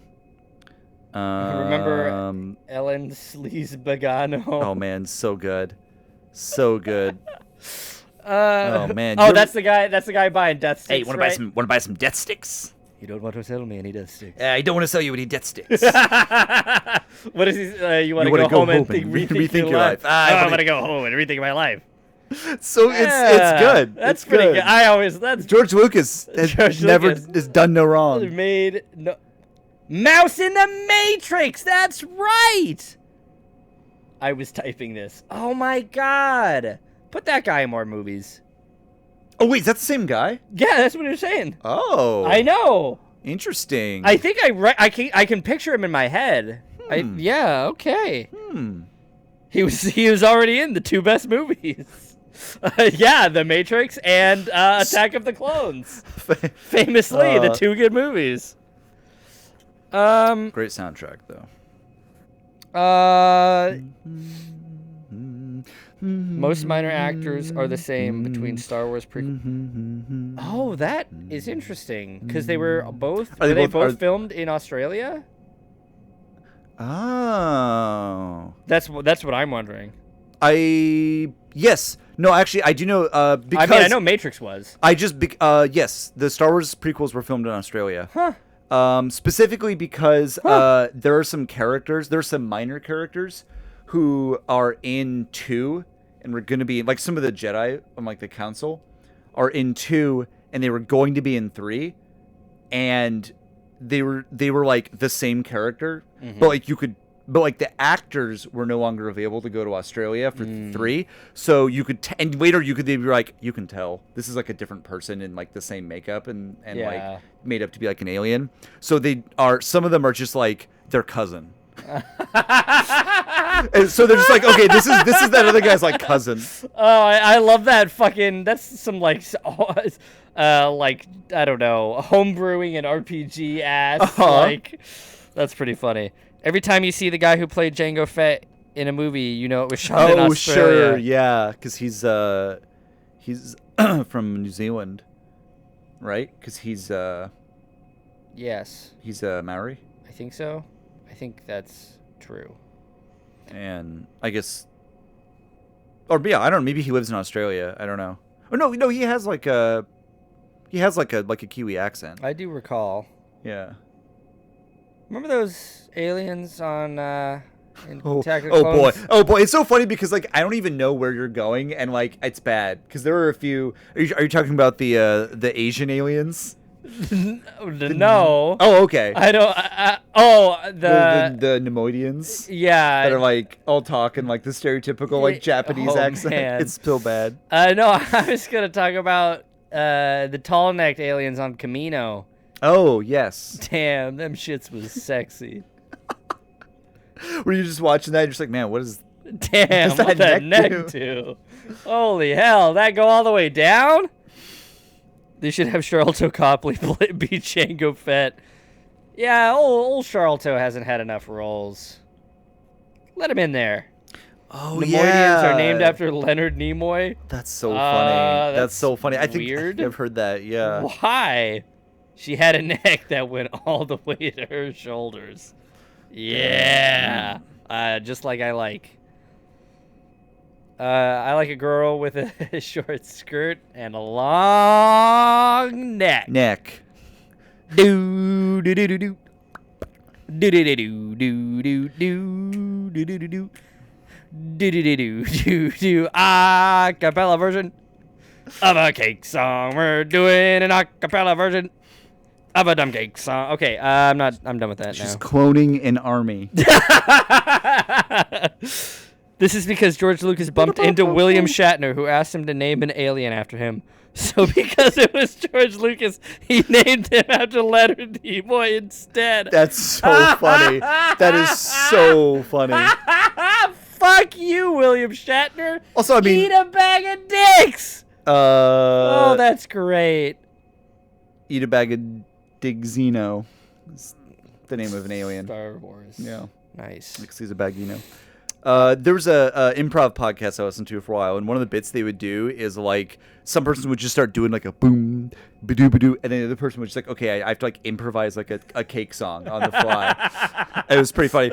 And the best one I remember was him saying, "I have a car and it drives electronically." And like I just think about that every now and then. I have a car and it drives electronically. It was like that, yeah. I have a car and it drives electronically. That's like, that's so perfect. Yeah, I just like I think about that every now and then. That's good. It's like that stuck with me. That is such a good bit. Yeah, it's really funny. That's good. Mm-hmm.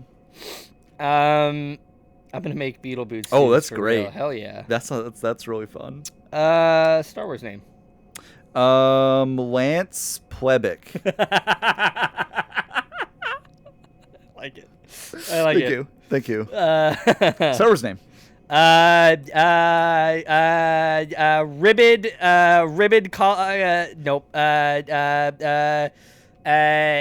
Robidoon. Coles Robidoon. That's good. That's pretty good. I had to remix the other name I was gonna do, but I found it eventually. Coles Robidoon. Okay, so if we ever in the past, I've thought it would be fun to do like a Star Wars RPG, like a tabletop. And I think the new thing is like if there's like what do you mean new NPC? I'm just like, okay, what's their name? What's their name? That's actually a great idea for a Star Wars RPG. You never write down an NPC name. Yeah. It's just on the fly. None of them. Not even like the important ones. Yeah, sure. No, definitely not. You just do Star Wars name. That's great. So what's their name? That's a great idea. And it's so funny because like you might pick a really stupid name without knowing that this guy's like important. Yeah, which is the like, bad guy's name. Which is like, yeah, that happened in actual Star Wars. His name is Sheev. His name is Darth Vader. What does that mean? He goes around invading people. Darthly. All right, it's past 10. We're over time. I don't regret it. That was actually a very nice little conclusion there. No, I had fun. I really did. But it's got to come to an end at some point. It does. Folks. So now That's right. They love the bad pun names. Cause the shit. Well, it's like I think I talked about Howie Bertoni. What? We don't have time to get into that now. All right, folks, we're gonna call it there. Real fun time. Love the bit of just not touching Bloodborne for the second half of the stream. Pretty funny. Controller not touched. Thank you everybody for joining along with us. Collecting dust. Hope to maybe see some of you. I know I don't. Well, at our thing, the RR screening. We'll hope to at least. You know, we live in hope. We live in hope. But we'll be back probably 2 weeks from now. Yeah. And it'll be great, and you're gonna love it. All right. And hey, we're gonna. Oh, I'm the one who has to turn the shit off. What? Bye.